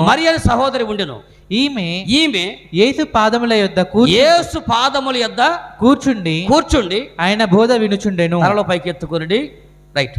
యేసు ప్రభువు ఒకరోజు బెతనియాకు వచ్చారండి. బెతనియాకు వచ్చినప్పుడు ఎవరు పిలిచారు? పెద్దగా మెల్లిగా అంటారేమ్మా, పెద్దగానండి. మార్తమ్మ గారు పిలిచారు. ఎవరిని? ప్రభా మా ఊరు వచ్చావు, మా ఇంటికి వచ్చి ప్రార్థన చేయ ప్రభా అని పిలిచిందని. పిలిచినటువంటి ఆవిడ ఏడపోయింది తెలుసండి, యేసు ప్రభు ఇంటికి పిలిచి ఆయన ఆడ కూర్చోబెట్టి ఎవడేమో వంటగదిలోకి పోయింది. ఏం చేయటానికి? ఇప్పుడు దేవుని మీ ఇంటికి పిలిచి టాలెంట్ అని చూపించడానికా? దేవుని ఇంటికి పిలిచావు, ఇప్పుడు నీ వంట టాలెంట్ అంతా తెలిసి నువ్వు బిర్యానీలు ఇవన్నీ ఎలా చేసి చూపించడానికి పిలిచారని చెప్పండి. ఇప్పుడు యేసు ప్రభుకు ఉందే అక్కడ తక్కువ కాలం, ఆయన ఉందే ఈ భూమి మీద సువార్త ప్రకటించింది. 33 సంవత్సరాలు బ్రతికి 3 సంవత్సరాలు సువార్త ప్రకటించారు. ఇంత షార్ట్ పీరియడ్లో ఆయన అంత ఊర్లో అంతమంది ఉంటే వాళ్ళందరూ కాకుండా ఇంటికి నువ్వు పిలవగానే వచ్చాడంటే నువ్వేం చేయాలా? ఆయనతో గడపడానికి, ఆయన దగ్గర మాటలు నేర్చుకోవడానికి, ఆయన దగ్గర నువ్వు విన్నపని చెప్పుకోవడానికి ఆ ఛాన్స్ తీసుకోవాలి. ఆయన పిలిచింది ఆడ కూర్చోబెట్టి వెళ్ళిపోయి వంటగదిలో కూర్చుంది. ఆయన పిలిచిన పైగా అబ్బాయి అంటది, అయ్యా నీకు జాలి లేదా ఆమె నాడు కూర్చోబెట్టుకున్నావు అని అంటది. మళ్ళీ అమ్మ అది చిన్నప్పుడు ఒక సామి చెప్పేవాడు, అమ్మ పొయ్యి కాదు అదే పొలం వెళ్ళి వచ్చినాడు సామి చెప్పడం గుర్తురాట్లే వాడతారు ఈ ఏరియాలో ఏమండి. అమ్మా పొయ్యి కాడ కూర్చున్నవాడు పొలం ఇచ్చినోడు దండాడంట. ఎవరిని? పొయ్యి కాడ కూర్చున్న వాళ్ళు పొలం వెళ్ళి వచ్చినోడు దండాడంట. అనగా ఇంకో భాషలో చెప్పాలంటే కూసేగాడిది వచ్చి అర్థమైందండి, మేసేగాడిని జడగొట్టినట్టుగా ఈవిడేమో వాక్యం వెంటామని యేసుప్రభు పాదాలు కూర్చుంటే పైగా ఆవిడ వచ్చి మళ్ళీ కౌంటర్ చేస్తాను కదా. మీరు చెప్పండి, యేసుప్రభుని పిలిచినప్పుడు ఎక్కడ కూర్చోవాలా? నీ ఇంటికి వచ్చావు, నువ్వు ఆయన దగ్గర కూర్చుని ఆయన మాటలు వినాలి, లేక నీ బాధ ఏంటని చెప్పాలి. అంతేగాని ఆడ కూర్చోబెట్టి విస్తారంగా పనులు పెట్టుకుందని పైగా మళ్ళీ చేయడం అంటది. ఒక మాట చెప్పండి, యేసుప్రభు పిలిచిందేమో మార్తమ్మ గారు, యేసుప్రభుతో గడిపిందేమో చెప్పండి, యేసుప్రభు పాదాలు కూర్చుందేమో మరియమ్మ గారు. అంటే అర్థం ఏంటో చూడండి, ఇంటి తలుపులు తీసిందేమో మార్తమ్మ గారు, గుండె తలుపులు తీసింది మరియమ్మ గారు. దేవుడి స్తోత్రం కలుగును గాక. ఈవిడికి ఇంటి తలుపులు తీయటమే చేతవు కానీ గుండె తలుపులు తీయటం చేతవలా. అర్థమైందండి? అందుకని విస్తారమైన పని పెట్టుకుంటా ఉంది. ఇప్పుడు మీరు అడుగుదాం, దేవుడితో ఇప్పుడు ఈ ఆమె వంటలు వండుతుంది కదండి, ఎవరి కోసం వండుతుంది చెప్పండి? మార్తమ్మ గారు వండి పెడతా కదా, ఎవరి కోసం వండుతుంది? నాకా మీకా? ఎవరి కోసం? యేసు ప్రభుకేగా. మరి అలాంటప్పుడు ఆమెను ఎందుకు దేవుడు అంతగా కౌంటర్ చేసి మాట్లాడాడు? విస్తారమైన పనులు పెట్టుకుని అన్నాడు. సరే ఇప్పుడు యేసు ప్రభుకి ఏ అన్నం పెట్టుకుని పంపించాం అనుకోండి, రేపు యేసు ప్రభు ఏమంటాడు? దిక్కుమాలిన మొహం దానా, నీ ఇంటికి వస్తే ఇంత ముద్ద పెట్టలేదు, ఇంత నీళ్ళు లేదు, ఈసారి పరలోకరా నీ సంగతి తీరుతానంటాడు. అన్నాడా లేదా? నేను నీ ఇంటికి వచ్చాను నాకు నీళ్ళు ఇవ్వలేదు అని చెప్పి ఒక సందర్భంలో ఆడాడు కదండి. నేను ఇంటికి వచ్చాను కనీసం కాలు కొడుకోమనలేదు అని అన్నాడు. నా పేరట వచ్చిన వారిని మీరు చేర్చుకుంటే, నన్ను చేర్చుకుంటే గుక్కిడి చన్నీళ్ళు ఇస్తే మీ పరలోకల ఫలం అధికవుద్ది అన్నాడు. ఎవరికైనా పేదలకు మీరు పెడితే నాకు పెట్టినట్టే అన్నాడు కదండి. ఇప్పుడు భోజనం వండి పెడితే ఎవరి కోసం? యేసు ప్రభు కోసం కదా. అలాంటప్పుడు ఎందుకు ఆమెను అంత మాట మాట్లాడాడు? ఎందుకో నేనే చెప్పాలి కాబట్టి, మీరు అలా చూస్తూ ఉంటారు కాబట్టి అంతే. అదేనండి, ఎందుకంటే ఏమే మార్తమ్మ చేసింది చెడ్డ పనేమి కాదండి. ఆయన అన్నాడు మరియ ఉత్తమమైన దాన్ని ఎంచుకుంది అన్నాడు. అంటే ఇప్పుడు మార్తమ్మ గారు ఏమి ఎంచుకుంది? వినండి, ఆమె వంట పెడుతుంది యేసు ప్రభుకే, కానీ అయినా ఆవిడ తప్పు పట్టాడు. ఎందుకంటే దేవుడు చెప్పిన మాట గుర్తుపెట్టుకోండి, మార్తమ్మ చేసింది యేసు కొరకు చేసింది, మరియమ్మ యేసుకు సేవ చేసింది. మీకు అర్థమైతే ఏమర్థమైంది చెప్పండి? సరే అర్థమైతే నన్ను అనుకోండి, పడి ఉంటే సపోర్ట్ కొట్టారు కానీ ఏమర్థమైంది చెప్పండి? అనవసరం సపోర్ట్ కొట్టమని కొట్టేయటం అంతే. మాకు నువ్వేమర్థమైతే మాకెత్తుకు. సరిగా యేసు కొరకు చేసినటువంటిది మార్తమ్మ, యేసుకు సేవ చేసింది మరియమ్మ. అంటే మీకు అర్థం అవుతానని వీళ్ళిద్దరు సేవ ఒకళ్ళు దేవుని కొరకు చేశారు, ఒకళ్ళు దేవునికి చేశారు. అంటే మీకు ఇది అర్థం అవ్వాలంటే ఒక మాట చెప్తాను. ఇప్పుడు నేను సువార్త ప్రకటిస్తున్నాను కదండి, ఎవరి కోసం? దేవుడి కొరకు ఆత్మలను సంపాదించడానికి సువార్త ప్రకటిస్తున్నా. ఇది మంచిదే తెలుసండి. నేను మోకాలేసి దేవుడితో గడపడం దేవుడు కావాల్సింది. దేవుడు కోరుకుంటుంది నన్ను సువార్త చెప్పడం. నేను ఏమాత్రం ఆయన దగ్గర ప్రార్థన చేయకుండా, ఆయనతో నేను ఏమి గడపకుండా ఊరంతా సువార్త చెప్పితే రవీంద్రబాబు కేకరా కేకరా కేకరా అంటాడండి. ఊరేను ఊరందరూ సువార్త చెప్పడం కంటే కూడా నాతో గడపడం కావాలి, మనం దేవుడితో గడపడం కావాలి. తల్లి దేవుడు కోరుకుంటుంది, ఇది మానకది చేయండి. ఉత్తమమైనది ఏం తెలుసా అండి? నువ్వు అందరికి సువార్త చెప్పడం ఎంత ముఖ్యమో అంతకంటే ముఖ్యమైనది నువ్వు ప్రత్యేకించబడి దేవుడితో ప్రార్థనలో గడపాలి. దేవుడి స్తోత్రం గడుకును గాక. అలాంటి యాకోబు ఒక్కడే మిగిలిపోయాడు. ఈ రాత్రి దేవుని ఆశీర్వాదం నీకు కావాలంటే అందరితో పాటు చేసే ప్రార్థన చెయ్యండి. అంతకంటే శ్రేష్టమైనది నువ్వు ఒక్కడవే దేవుడితో గడపండి. నువ్వు ఒక్కదానివే దేవుడితో మోకాలి, ప్రభువా నాకు సహాయం చేయి, ఇదిగో ప్రభువా నీ విషయంలో నేనేం చేయాలి, నన్ను ఆశీర్వదించాలి, ఇదిగో నా కుటుంబం ఇది అని దేవుని చిత్తం తెలుసుకుంటకు నువ్వు దేవునితో గడపాలి. ఎదురు చూస్తున్నాడు. యాకోబు ఒక్కడే మిగిలిపోయాడు. ఆ రాత్రి యాకోబు దీవించబోయే ముందు యాకోబు చేసిన పని ప్రత్యేకించబడ్డాడు. రెండో విషయం చెప్తాను. ఈ ఒక్కడిగా ఉండిపోయి ప్రార్థన చేశాడు. రెండోది ఎలా చేసాడు తెచ్చండి? యాకోబు ప్రార్థన ఎలా చేసాడు తెచ్చండి? దేవుడితోనంట. మీరు పరిశుద్ధ గ్రంథం అక్కడ మీరు హోషేయ గ్రంథం ఒక మాట చూడండి. హోషేయ గ్రంథము 12వ అధ్యాయం 3వ వచనం మీరు చదవండి. యాకోబు ఒక్కడే మిగిలిపోయి ఏం చేశాడో, ప్రార్థన అనేది ఎలా చేశాడో ఆ రాశాడు చెప్పండి అక్కడ. హోషేయ గ్రంథము 12వ అధ్యాయం 3వ వచనం అన్న. తల్లి గర్భమందు యాకోబు తన సహోదరుని మడిమెను పట్టుకొని, తన సోదరు మడిమ పట్టుకొని మగసిరి కలవాడై అతడు దేవునితో పోరాడెను. తనలో పైకి ఎత్తుకోనుడి. ఇప్పుడు చెప్పండి, ప్రార్థన ఎలా చేశాడు యాకోబు? ఒక్కడే మిగిలిపోయి ఏం చేశాడు తెలుసండి? మగసిరి కలవాడై అతడు ఏం చేశాడంట? దేవునితో పోరాడినట్టండి. అబ్బా, యాకోబుని దేవుడు అన్నాడు, యాకోబు మగసిరి కలిగిన వాడు ఎవరని అన్నాడండి. చెప్పండి, యాకోబుని ఏమని పిలిచాడండి? మగసిరి కలిగిన వాడు అంటే తమ్ముడు చెప్పండి. మగసిరి కలిగిన వాడు అంటే మర్చిపోయినట్టున్నారు అప్పుడే. పోనీ మగాడంటే అంతే. మగాడు అనే పదమే రోషము కలిగిన వాడు, పౌరుషం కలిగిన వాడు అనే పదాన్ని నుంచి వచ్చిందండి. రోషం అనగా, పౌరుషము అనగా అంటే మగసిరి కలిగిన వాడు అంటే కుటుంబ వ్యవస్థ దిగజారిపోతూ ఉంటే, నా కుటుంబం ఎందుకు దిగజారిపోతుంది, నా కుటుంబం ఎందుకు పతలవుతుంది, నా కళ్ళ ముందే ఊరంతా అద్భుతంగా ఆశీర్వదించబడతా ఉంటే ఎందుకు నా బతికి ఎలా అవుతుంది? రోషం తెచ్చుకునేవాడు, పౌరుషం తెచ్చుకునేవాడు. కొంతమంది ఉంటారు కుటుంబం సర్వనాశనం అయిపోయినా సిగ్గు శరీరం పడి ఉంటారు అంతే. కొంపంతా నాశనం అయిపోతున్నా, బిడ్డలు చల్లాచి తిరుగుతా ఉన్నా, వెచ్చడి బతుకు బిడ్డలు బతుకుతూ ఉన్నా, అసలు మనకి ఏమి పట్టనట్టుగా అలా సిగ్గు వదిలేసి బతికేటప్పుడు బతుకుంటానండి. కానీ యాకోబు అంటాడు కదండి, కుటుంబం ఎందుకు దీవించబడదు, నేను ఎందుకు ఆశ్రయించబడవని. కుటుంబ వ్యవస్థ విషయంలో, తన కుటుంబ విషయంలో, తన సమాజ విషయంలో పౌరుషం కలిగినటువంటి వాడు, అతడు రోషము కలిగినటువంటి వాడని, మగసిరి కలిగిన వాడని రాశాడు దేవుడు. మగసిరి కలిగిన వాడిలాగా పోరాటం చేశాడు. చెప్పండి, ప్రార్థనలో ఏం చేయాలి? యాకోబు ఒక్కడే మిగిలిపోయి దేవుడితో పోరాటం చేశాడండి. అంటే ప్రార్థన జీవితంలో ఎలా ఉండాలంటే పోరాటం చేయాలి. ప్రార్థన పోరాటం అంటే చెప్పండి.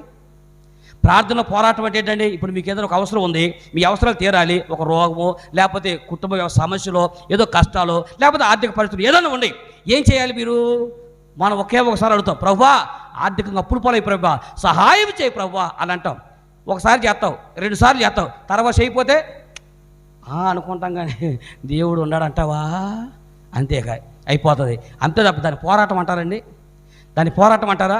పోరాటం అంటే తెలుసండి, రక్తము కారునంతగా దేవుని పదే పదే నాకెందుకు చేయి ప్రభా, నా సమస్తాన్ని అవమానాలు భరిస్తున్నాను, నిందలు భరిస్తున్నాను, నీ కొరకు సమస్తాన్ని విడిచిపెట్టాను, నాకెందుకు చేయి ప్రభా, నా కుటుంబం ఎందుకు దీవించవు ప్రభా అని పోరాటం చేయాలండి. యాకోబు తన ప్రార్థనలో మగసిరి కలిగిన వాళ్ళగా దేవుడితోనూ మనుషులతోనూ పోరాడి గెలిచాడంటండి. అడుగుదాం, ప్రభువా యాకోబు మగసిరి కలిగిన వాడు పోరాడాడు కదా, ఎలా పోరాడాడు? ఆ వచ్చిన కంటిన్యూ చేయనా? అతడు మగసిరి కలిగిన వాడై దేవుడితో పోరాడాడంట. ఎలా పోరాడాడు నాన్న? పోరాటం అతడు దూతతో పోరాడి జయమొందెను. అతడు కన్నీరు విడిచి అతని బతిమాలెను. తలలో పైకి ఎత్తుకొని మగసిరి కలిగిన వాడు అంటే ఏంటయ్యా? కన్నీరు. ఇందాక ఏమని చెప్పాడు? మగసిరి కలిగిన వాడు అన్నాడు. ఆ తర్వాత ఏమన్నాడు? కన్నీరు విడిచి అన్నాడు. మగవాళ్ళు ఏడుతారండి ఎప్పుడన్నా? ఏడ్చే మగవాడిని ఏమంటారండి? నమ్మరా? ఏడ్చే మగవాడు నమ్మరా అండి? ఇక్కడ యాకోబు పోరాటం చేశాడు అన్నారు. అంటే ఏం పోరాటం తెలుసండి? కన్నీళ్ళు విడిచాడంట. అనగా కళ్ళంట నీళ్ళతో ఏడ్చి ఆయన పాదాలు పట్టుకున్నాడండి, ఆయన కాళ్ళు పట్టుకుని తనతో పోరాడుతున్నాడే. ఆ రాత్రి ప్రభు అని యాకోబు మగసిరి కలిగిన వాడంటే పెద్ద పొట్లు వేసుకుని ఎరగదీసేయమని అనుకున్నారు.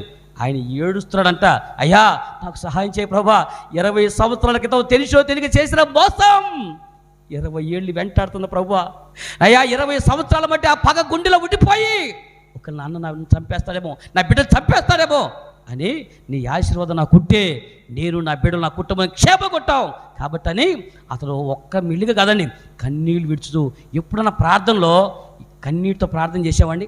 అసలు మన కన్నీరు ఏడొస్తుందండి అమ్మా? కన్నీరు ఎప్పుడు వచ్చిందండి? కుటుంబం పట్ల బాధ్యత ఉంటే కన్నీరు వస్తుంది, కుటుంబం పట్ల ఆసక్తి ఉంటే కన్నీరు వస్తుంది. కుటుంబాలు చితికిపోయి నలిగిపోయి తురికిపోయి అలాగే వేసారిపోతూ ఉంటే, బిడ్డల పక్షాన భారం ఉంటే, కుటుంబం పట్ల భారం ఉంటే కన్నీరు వస్తుందండి. కానీ ఈరోజు కన్నీరు లేదు, గుండెలు పాషాణం అయిపోయినాయి, కఠినత్వం అయిపోయినాయి, గుండెలు పాషాణం అయిపోయి కళ్ళంటే నీళ్లు కూడా రావట్లేదండి. మనకు అర్థం అంటారు అంటే ఇప్పుడు అత్యధికంగా ఒక మాట చేత వినండి, మనం ప్రార్థన చేస్తే మన దేవుడు ఆలకిస్తాడా? మనం ప్రార్థన చేస్తే వింటాడా? ఆయన గొప్ప గొప్ప ప్రార్థన వింటాడేమో, పెద్ద పెద్దల ప్రార్థన వింటారేమో అని కొంతమంది ప్రార్థన చేయటమే మానేశారు. సరిగా మీకు అద్భుతమైన ఒక మాట మీకు చెప్తాను, ప్రార్థన మీరు ఎప్పుడు కూడా తక్కువ వచ్చి మాట్లాడబాకండి. దేవుని సేవకులు పదే ప్రార్థన చేయండి, ప్రార్థన చేయండి, ప్రార్థన చేయండి అంటారు. కన్నీటి ప్రార్థన చేయండి అని అంటారు. కన్నీటి ప్రార్థన అంటే కావాలని గ్లిజర్ని పెట్టుకుని ఏడవటం కాదు, లేనిపోయిందని అవసరంలా.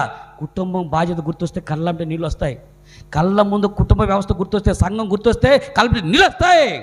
అసలు అద్భుతమైన మాట చెప్పండిరా, మన పాపం గుర్తొస్తే మన సగం ఏడుపు వచ్చిందండి. మనం చేసిన పాపాలు ఉంటాయే అవి గుర్తొస్తే గుండెలు తన్నుకుని ఏడుపు వస్తుందండి. ఒకరోజు యేసు ప్రభు ఒక సీమోన్ గారి ఇంటి దగ్గర కూర్చున్నాండి. ఆ ఇంటికాడ కూర్చున్నప్పుడు ఆయన పలకరీటకి ఎవరో ఒక అమ్మాయి వచ్చారు, పేరు చెప్పండి. మాకు ఈ పజిల్స్ ఎందుకునైనా నువ్వే చెప్పు మొత్తం. యేసు ప్రభు దగ్గరికి అది మా లోకాసు వార్త 7వ అధ్యాయం అనుకుంటాండి. లోకాసు వార్త 7వ అధ్యాయంలో 42వ వచనం అనుకుంటా చూడండి, ఒక మాట ఉంటుంది. లోకాసు వార్త 7వ అధ్యాయం 42వ వచనం. ఆ అప్పు తీర్చుటకు వారి యొద్ద ఏమీ లేకపోయేను గనుక, అదేనయ్యా లోకాసు వార్త 7వ అధ్యాయం కదా 42వ వచనం. అక్కడ ఒక స్త్రీ ఆమె దగ్గర పాదాల దగ్గర కూర్చొని రాసిన చూడండి, అదేనా సన్నివేశం. ఒక స్త్రీ ఆయన పాదం దగ్గర కూర్చుని ఎన్నో వచ్చిన తల్లిగా 42 వచ్చిన చెప్పండి. 44 స్త్రీ వైపు తిరిగి, ఆ స్త్రీ వైపు తిరిగి సీమోనుతో ఇట్లా నేను ఈ స్త్రీని చూచుచున్నావే, నేను నీ ఇంటిలోనికి రాగా నీవు నా పాదములకు నీళ్ళు ఇయ్యలేదు, నీవు నా పాదముకు నీళ్ళు కానీ ఈమె తన కన్నీళ్లతో నా పాదములను తడిపి, తడిపి తన తల వెంట్రుకలతో తుడిచెను. చూడండి ఒకసారి, యేసు ప్రభు రాగానే ఆ యేసు ప్రభు దగ్గర ఈ అమ్మాయి కూర్చుందండి. కూర్చోగానే ఆమె ఆయన కాళ్ళు ఎలా గడిగిందంట అండి? కళ్ళమ్మట నీళ్ళతో కాళ్ళు గడిగిందంట అండి. అద్భుతం కదండి. అసలు మనకి కాళ్ళు గడిగేంత కన్నీళ్ళు ఆమెకు వచ్చినాయంటే ఏ టైపులు ఏడ్చోడో చెప్పండి. ఎంత ఏడితే మనం ఏడితే ఖర్చు కూడా తడవదు అంటామంటాం తప్ప ఎగశ్వాస తప్ప నేర్చి ఏసయ్య ముక్కులు లాగుతా ఉంటే ఏమవుతుంది? కళ్ళమ్మట నీళ్ళు అమ్మా. గుండెల్లో నుంచి పాపం గుర్తొచ్చి చేసేది పాపమ్మా. ఎప్పుడైతే యేసుప్రభు పాదాల దగ్గరికి వచ్చిందో తను చేసిన పాపం గుర్తొచ్చి గుండెల్లో నుంచి ఆ కళ్ళంటే నీళ్ళు వచ్చింది. ఆగకూర్చాడు ఆ కన్నీళ్ళతో ఆయన పాదాలు గడిగేసింది. అంటే ఎప్పుడైతే మన స్థితి గతులు మనకు గుర్తొస్తాయో కళ్ళంటే నీళ్ళు వస్తాయి.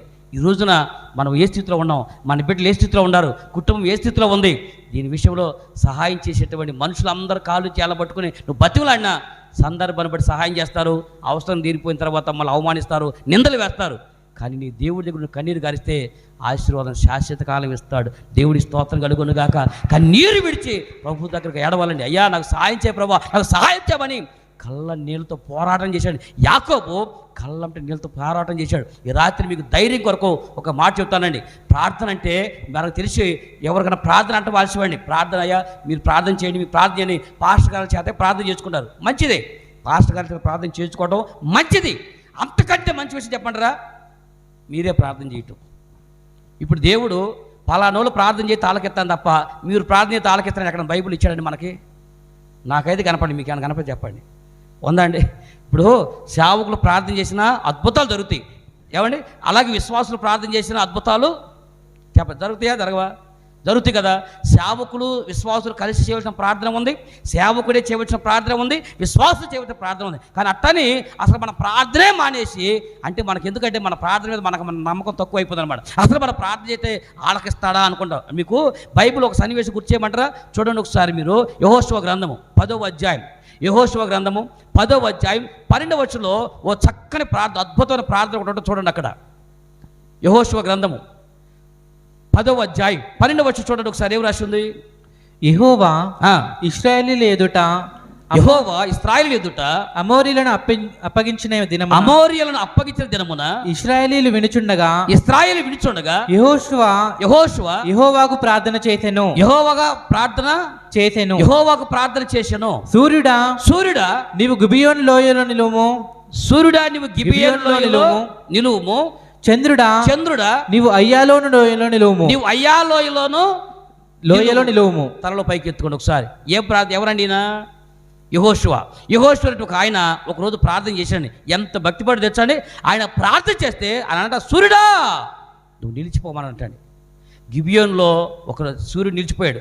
అయ్యాలు లోయలో చంద్రుడా నువ్వు నిలిచిపోరాడండి. మీరు చెప్పండి, ఒక వ్యక్తి ప్రార్థన చేస్తే సృష్టి మొత్తం నిలిచిపోయిందండి. ఇలాంటి ప్రార్థన ఎప్పుడైనా విన్నారండి? అసలు ఇలాంటి ప్రార్థన చరిత్రలో కానీ భవిష్యత్తులో కానీ చూశారండి? మీరు చెప్పండి. ఇలాంటి ప్రార్థన చేయాలంటే ఎంత భక్తిపరుడు అయి ఉండాలి? ఇప్పుడు నీ బోటో డాపోటో చేస్తే సూర్యుడు ఆగిపోతాడండి? మనం ప్రార్థన చేశాడుకో, సూర్యుడా ఆగిపోనా అని అంటాను, ఆగుతారండి? నువ్వు పిలిస్తే నేనే ఆగను. అద్భుతం మాట చెప్పండిరా, నేను పిలిస్తే మీరే ఆగరు. అర్థమైందా? నేను చెప్తే మనుషులు మీరే ఆగరు. ఆగడమ్మా, ప్రార్థన అయిపోయిందాక ఉండడమ్మా. పాస్టర్ బతిరాడు, అమ్మాయి చివరి ఆశీర్వాదాకా కూర్చోవాలి, ఉండండి అంటే వెళ్ళిపోతూ ఉంటారు. అమ్మా పలహారం ఉందమ్మా అంతే. చివరికి మేము గ్యాకైతే మీరే ఆగరు. మాకు సూర్యుడు చంద్రుడు ఆగుతాడా? ఏమండి మీరు చెప్పండి. మా ప్రార్థన మీరే ఆలకించట్లేదు. మేము ఎన్నిసార్లు చెబుతాం, ఒక్కదాని వచ్చేటప్పుడమ్మా మీ స్నేహితురాలు భర్తలో ఎవరైనా స్నేహితులు ఒకరు ప్రభుత్వాన్ని దేవుడి దగ్గర తీసుకురా, ఒక వాక్యం వింటారమ్మంటే అసలు ఎవరికైనా చెబితేగా, ఎవరైనా పిలిస్తేగా. అసలు మనకంటే దీన్ని బట్టి మేము పిలిస్తే మీరే వింటలేదు, ఇక మాకు సూర్యుడు చంద్రుడు అవుతారు చెప్పండి. కానీ ఈరోజు ఒక అద్భుతం, ఇంతకంటే గొప్ప ప్రార్థన మీకు చూపిస్తానండి.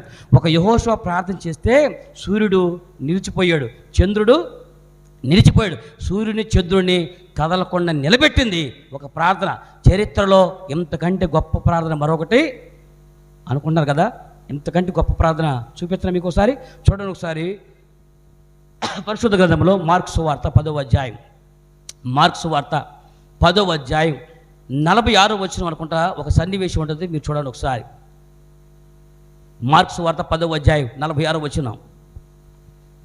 వారు యెరికో పట్టణమునకు వచ్చిరి. ఆయన తన శిష్యులతో బహుజన సమూహంతోనూ యెరికో నుండి బయలుదేరి వచ్చుచుండగా తీమయి కుమారుడకు భర్తమయి అని ఒక గుడ్డి భక్తుడు భిక్షకుడు త్రోవ ప్రక్కన కూర్చుండెను. ఈయన నజరేయుడైన యేసు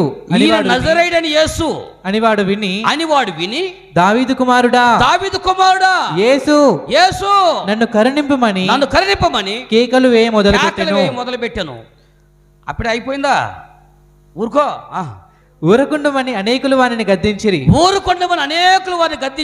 గాని వాడు దావీదు కుమారుడా నన్ను కరుణింపుమని మరి ఎక్కువగా కేకలు వేసెను. అప్పుడు యేసు నిలిచి అక్కడ నువ్వు అక్కడ నిలిచిపో. యేసు అక్కడ, మళ్ళీ చెప్పండి, యేసు అక్కడ నిలిచి. ఎవరు పిలిస్తే? యెహోషువ పిలిస్తే ఎవరు నిలిచిపోయారండి? యెహోషువ పిలిస్తే సృష్టి నిలిచిపోయింది. గుడ్డి భిక్షకుడు పిలిస్తే సృష్టికర్త నిలిచిపోయాడు. దేవుడి స్తోత్రం చెప్పండి గట్టిగా. ఈ రోజున ఒక సృష్టినే ఆపేశాడే. అతను పిలిస్తే, యెహోషువ ప్రార్థన చేస్తే సృష్టి నిలిచిపోయింది. కానీ గుడ్డి భిక్షకుడు కేకేసి ప్రార్థన చేస్తే సృష్టికర్త నిలిచిపోయాడు. ఏ ప్రార్థన గొప్ప చెప్పండి మీరు ఇప్పుడు? సృష్టిని ఆపిన ప్రార్థన గొప్పదా? సృష్టికర్తను ఆపిన ప్రార్థన గొప్పదా? సృష్టికర్తని నిలబెట్టాడంటాడు ఆయన. మీరు అర్థమైంది ఇప్పుడు చెప్పండి. ఇలాంటి ప్రార్థన ఇప్పుడు చెబుదాం. ఆ భర్తమయ్యి ఎంత పెద్ద ప్రార్థన పరుడు చెప్పండి. ఆ భర్తమయ్యి ఎంత ప్రార్థన పరుడు. ఉదయాన్నే ఉపవాసం ఉండి, రాత్రిపూట ఉపవాసం ఉండి, కన్నీరు గాచి, ఏడ్చి, మోకరిల్లి ప్రభో ప్రభో ప్రభో అని అలా చేసినాడండి. ఏం చేశాడండి అతను? ప్రార్థన, పెద్ద ప్రార్థన పరుడండి ఆయన. కళ్ళు కనపడవండి, గుడ్డివాడికి బతుకుతున్నాడండి, అంధత్వంలో బతుకుతున్నాడండి. అడుక్కు తింటూ ఆలయం అడుక్కుంటా నాకు సహాయం చేయండి అయ్యా, నాకు సహాయం చేయండి అని అంధకారమైన బ్రతుకు, ఆధారపడే బ్రతుకు, ఇతరుల చేత అసహించుకునే బతుకు. ఆ పక్కన కూర్చొని కేకలు పెడుతుంటే ఎవరో ఆ సందడి చేస్తున్నారండి. అన్నారు, ఏంట్రా బాబు ఇంత సందడిగా మన ఊరిలో జరుగుతుంది ఏంటంటే, ఏమి లేదు, నజరేయుడైన యేసు ఈ ఊరి మీదకి వెళ్తున్నాడు కానీ వెంటనే కేకేస్తున్నాడు. ఇక్కడే ఆలయాన్ని అడగలా, దావీదు కుమారుడా అని కేకేసాడండి. పక్కన అంటారు, రే రే అడగటానికి ఏంటి అరుపులేంటి, అరుపులే కేకలు మెల్ల కూర్చా అన్నారండి. అసలు మనం అరవటం అని చెప్పడం కాదు కదా, కనీసం ఆమెను అనమంటే ఆమెను అనండి. అమ్మయ్యా మీ చేత ఆమెను అనిపించాకి అమ్మేనంట. అమ్మ ఎంత బలం గరిచారో కదండి. కనీసం హల్లెలూయా చెప్పమంటే హల్లెలూయా, స్తోత్రం స్తోత్రం, చప్పట్లు కొట్టానంటే చప్పట్ల చేతికి కూడా అర్థం కాకూడదు. అది ఈయన యేసు ప్రభుని కేకేసాడంట. ఎలాగండి? దావీదు కుమారుడా నన్ను కరుణించయ్యా అని కేకేశారు. పక్కన వచ్చి అరోబాక్ అన్నాడు. వాళ్ళు పట్టించుకున్నాడా? వాళ్ళు ఏమైనా విన్నాడండి? మీరెవరు నాకు చెప్పేది అన్నాడా? అసలు ఎవరు ఆపినా ఎవరు చేసినందుకు ఒకటే, ఈ రాత్రి దాటిపోవద్దయ్యా, అయ్యా నాకు మంచి అవకాశం దొరికిందయ్యా, కళ్ళు పోలేటువంటి బతుకయ్యా, ఈ రోజు నువ్వు నాకు దాటిపోతే నా బతుకు శాశ్వతకాలం అంధకారం ఉండిపోద్దయ్యా. కాబట్టి పదే పదే వాళ్ళెంతమంది ఆపుతున్నా అతను ఒకటే గురి, దావీదు కుమారుడా అని కేకేస్తే ఆ కేకే సృష్టికర్త నిలిచిపోడండి. మీరు చెప్పండి, దేవుడి సన్నిధిలో ఇలాంటి ప్రార్థన చేశారా? తనకి ఒకసారి కాదండి, 2 సార్లు కాదండి, యేసు నిలిచే వరకు ప్రార్థన చేశాడు ఆయన. దేవుడి స్తోత్రం కనుకొని గాక. ఇదండి ప్రార్థన పోరాటం చేయటం అంటే. అమ్మా పెద్ద భక్తిపరుడు చేస్తే ఆగిపడి యేసు ప్రభు వారు, తల్లి తమ్ముడు వచ్చాక నీ కుటుంబం పట్ల నిజంగా నీకు బాధ్యత ఉంటే, నీ కుటుంబ వ్యవస్థ పట్ల నిజంగా నీకు బాధ్యత కలిగి ఉంటే, నీ సంఘాన్ని బాగు చేసుకోవాలని నిజంగా నీకు బాధ్యత ఉంటే పోరాటం చేయి. ప్రార్థన పోరాడాయి. రాత్రి కన్నీరు విడిచినంతగా, కన్నీరు వచ్చేంతగా కుటుంబ విషయం బాధ్యత ప్రార్థన చేయి. ఎందుకంటే దేవుడు అక్కడగా ఏ విషయంలోనైనా దేవుడు దాటి వెళ్ళిపోగలుగుతాడేమో కానీ కన్నీరును ఎప్పుడు కూడా దేవుడు దాటి వెళ్ళే చరిత్ర ఈ విశ్వలోకంలోనే లేదండి. దేవుడి స్తోత్రం కనుకొని గాక. యాకోబు కన్నీరు కార్చితే ఆ కన్నీరు కానీ నిలిచిపోయాడండి దేవుడు. ఆ రోజున పట్టుకోగానే పైగా పోరాటం చేశాడంటే మనం ఏదో గొప్ప పట్లు వేసుకుని అనిపించింది, కానీ అక్కడ తర్వాత రాశాడు మగసిరి కలిగిన వాడై పోరాడంటే పోరాడు అనుకున్నాం. ఆ తర్వాత అర్థమైంది ఆయన కన్నీరు విడుచుచూ బతిమలాడుకున్నాడంట. అంటే పోరాటం అనగా కన్నీరు కార్చడం అనమాట. దేవుడి సన్నిధిలో నువ్వు కన్నీరు కార్చాలి. ఈ రోజున బిడ్డల కోసం, కుటుంబం కొరకు, నీ సంఘం కొరకు, నీ సంఘ అభివృద్ధి కొరకు కన్నీరు కారుస్తున్నావా? ఇలాంటి పోరాటం చేస్తున్నావా? ఒక్కసారి వదిలేటి కాదండి. ఎందుకంటే మీకు ఇంత చెప్పిన వాక్యాన్ని బట్టి ఎందుకు చెప్పేది తెచ్చండి, దేవుడు ఒక గుడ్డివాడి ప్రార్థన ఆలకించి నిలిచిపోయిన దేవుడు ఈరోజు నీ ప్రార్థన ఏంటని ఆయన సిద్ధంగా ఉన్నాడు. నువ్వు అడగటమే లేటు. నువ్వు ఎప్పుడైతే ప్రత్యేకించబడి ఆయన పోరాటం చేయ ప్రార్థనలో పదే అడుగుతావో ఆయన నీ మొర ఆలకించడానికి సిద్ధంగా ఉన్నాడు. దేవుడి స్తోత్రం కలుగునుగాక. కాబట్టి రాత్రికాలం ప్రభు సన్నిధిలో, అందుకని విలాప వాక్యాల గ్రంథము 2వ అధ్యాయం 19లో ఓ చక్కని మాట రాసిన మీరు చూడండి ఒకసారి. విలాప వాక్యం గ్రంథము 2వ అధ్యాయం 19వ వచనంలో ఏముందో చెప్పండి అక్కడ. నీవు లేచి రేయి మొదటి జామున మరపెట్టుము, నీళ్లు కుమ్మరించినట్లుగా ప్రభు సన్నిధిని నీ హృదయమును కుమ్మరించుము. అయిపోలా. తర్వాత ఉంది, నీ పసిపిల్లల ప్రాణము నిమిత్తము నీ చేతులను ఆయన తట్టు. ఇప్పుడు చెప్పండి, ఎవరి కోసం ప్రార్థన చేయమన్నాడు? ఇక్కడ ఎవరి కోసం ప్రార్థన చేయమన్నాడు? నీ పసిపిల్లల నిమిత్తము ప్రార్థన చేయను. అనగా నీ పసిపిల్లల ప్రమాదంలో పడబోతున్నారు కాబట్టి యవ్వన కాలంలో ఎదుగుతున్న బిడ్డలు, పసితనంలో బిడ్డలు జీవితాలు నాశనానికి రెడీగా ఉన్నాయి. కాబట్టి నీళ్లు కుమ్మరించినట్టుగా ఆయన సన్నిధిలో నువ్వు ప్రార్థన చేయాలి. అనగా హృదయం అంతా ఆయన సన్నిధిలో కుమ్మరించినట్లుగా అంతగా పోరాటం చేయాలి. యాకోబు యొక్క చరిత్ర ఒక్క రాత్రిలోనే ఎలా మారిపోయింది తెలుసా అండి? అలాగ పోరాటం చేసి కన్నీటి ప్రార్థన ఒకటి, ప్రత్యేకించబడినటువంటి ప్రార్థన రెండోది, పోరాటం చేసిన పోరాటాల ప్రార్థన. ఆ ప్రార్థన కన్నీటితో చేసేటువంటి పోరాటం లాంటి ప్రార్థన. దేవునితో పోరాటం అంటే ఈరోజు కన్నీరు కార్చి దేవుడి సన్నిధిలో నువ్వు మొరపెట్టాలి, ఒక్కడవే మొరపెట్టాలి, ప్రత్యేకించబడాలి. అలా ప్రత్యేకించబడి ఎప్పుడైతే దేవుడితో పదే పదే పోరాటం చేస్తావో దేవుడు ఆశీర్వదించడానికి సిద్ధముగా ఉన్నాడు. ఇప్పుడు 2 విషయాలు చెప్పాను, 3వ విషయం చెప్తాను. చదవండి 25 వచ్చిన ఒకసారి అక్కడ 32వ అధ్యాయం ఆది కాండము 25 వచ్చి మీరు చూడండి, ఏం రాసిందో చెప్పండి. అక్కడ తీసేశారమ్మా. తాను అతను గెలవకుండా చూచి తొడగూటి మీద అతనిని కొట్టెను. అప్పుడు అతడు ఆయనతో పెనుగులాడుట వలన యాకోబు తొడగూడు వసిలెను. ఇప్పుడు తనలో పైకి ఎత్తుకొని చెప్పండి. 3వ విషయం ఏంటంటే తొడగూటిని పగలగొట్టాడంట. ఏం చేశాడండి చెప్పండి? తొడగూటిని పగలగొట్టడం అంటే దేవుడితో అక్కడ పోరాటం చేస్తారు కదండి, ఒక్కడే మిగిలిపోయాడు ఎబ్బోకురేవులో. ఆ ఎబ్బోకురేవు దగ్గర ఒక్కడే ఉన్నాడు. దేవుడు ఒక నరుడు అవతారంలో వచ్చాడు. ఆ నరుడు అవతారంలో ఆయనతో పోరాడుతున్నాడు. పెనుగులాట మొదలుపెట్టాడు. ఆ పెనుగులాట ఎక్కడి దాకా వచ్చిందంటే ఆయన కాళ్ళు పట్టేసుకుని వదిలిపెట్టట్లా. తెల్లవారు నన్ను దీవించు వరకు నేను విడిచిపెట్టని ఏడుస్తూనే ఉన్నాడండి. అలా ఏడుస్తూ ఉంటే బాబు తెల్లారిపోతుంది, నన్ను వెళ్ళని అన్నాడండి. అసలు యాకోబు పట్టుబడితే మామూలు పట్టు కాదండి. అందుకని దేవుడు మగస్థితి కలిగిన వాడు అన్నాడు, నువ్వు నన్ను దీవించేంత వరకు నేను నిన్ను ఎంత పట్టుకుని ఉంటాడండి. గట్టిగా ఆయన పాదాలు పట్టుకుంటే చివరికి ఆయన ఎలా వదిలేదు తెలుసా? దేవుడు ఇలా పట్టుకుని గుద్దటమో తొడగూడు పెట్టి గుడితే తొడగూడు బద్దలైపోయిందంటండి. తొడగూడు పగిలిపోయింది అన్నాడు. అనగా ప్రార్థనలో ఎప్పుడైతే నీ యొక్క తొడగూడు పగిలిపోద్దో దేవుని ఆశీర్వాదం నీవు ఎంతకో వస్తుంది. ఇప్పుడు మీరు అనాలి, తొడగూడు పగిలిపోవటం ఏంటయ్యా అన్నాం అనుకోండి. అనగా తొడగూడు అనేటువంటి సహజంగా దేనికి వాడతారు చెప్పండి? మామూలుగా తొడ అనేటువంటిది సందర్భం.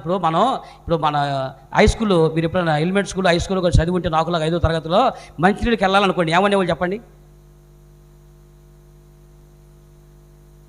మంచినీళ్ళమ్మా ఇక్కడ అడగలనుకుంటా. మా ఏరియాలో మాస్టర్ అని లేచి ఏంటి చెప్పండి? నేను అన్నాను వాటర్ అని, నేను వాటర్ అన్నానా? అనలా. ఏమన్నాను? ఇలా అన్నా. అంటే ఏమర్థమైంది? అర్థమైందండి?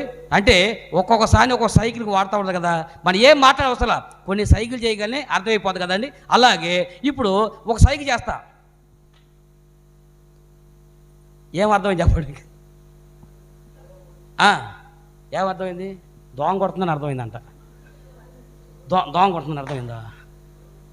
అమ్మా నాయన ఎట్లాంటి త్వర దోంగ కుట్టింది అనుకున్నారా? ఎవరు కొడతారు చెప్పండి? తన్నులాటికి వెళ్ళేవాళ్ళు, కొట్లాడికి వెళ్ళేవాళ్ళు, రా తమ్ముడు రా బలప్రతాపం చూపిస్తారు కదండి. చెప్పండి, దేవుని సన్నిధిలో ఏమండి తొడ పగలగొట్టబడిను అన్నాడు. తొడగూడు పగిలిందంటే అర్థం ఏంటంటే నీ సొంత బలము, నీ సొంత తెలివితేటలు, నీ సొంత ఆలోచనలు దేవుడి సన్నిధిలో పగలగొట్టబడాలి. దేవుడి స్తోత్రం కలుగును గాక. నీ బల ప్రదర్శన పగలగొట్టబడాలి. మనం ఎంతసేపటికి మన తెలివితేటలతో ఆశీర్వాదం సంపాదించడం చూస్తాం.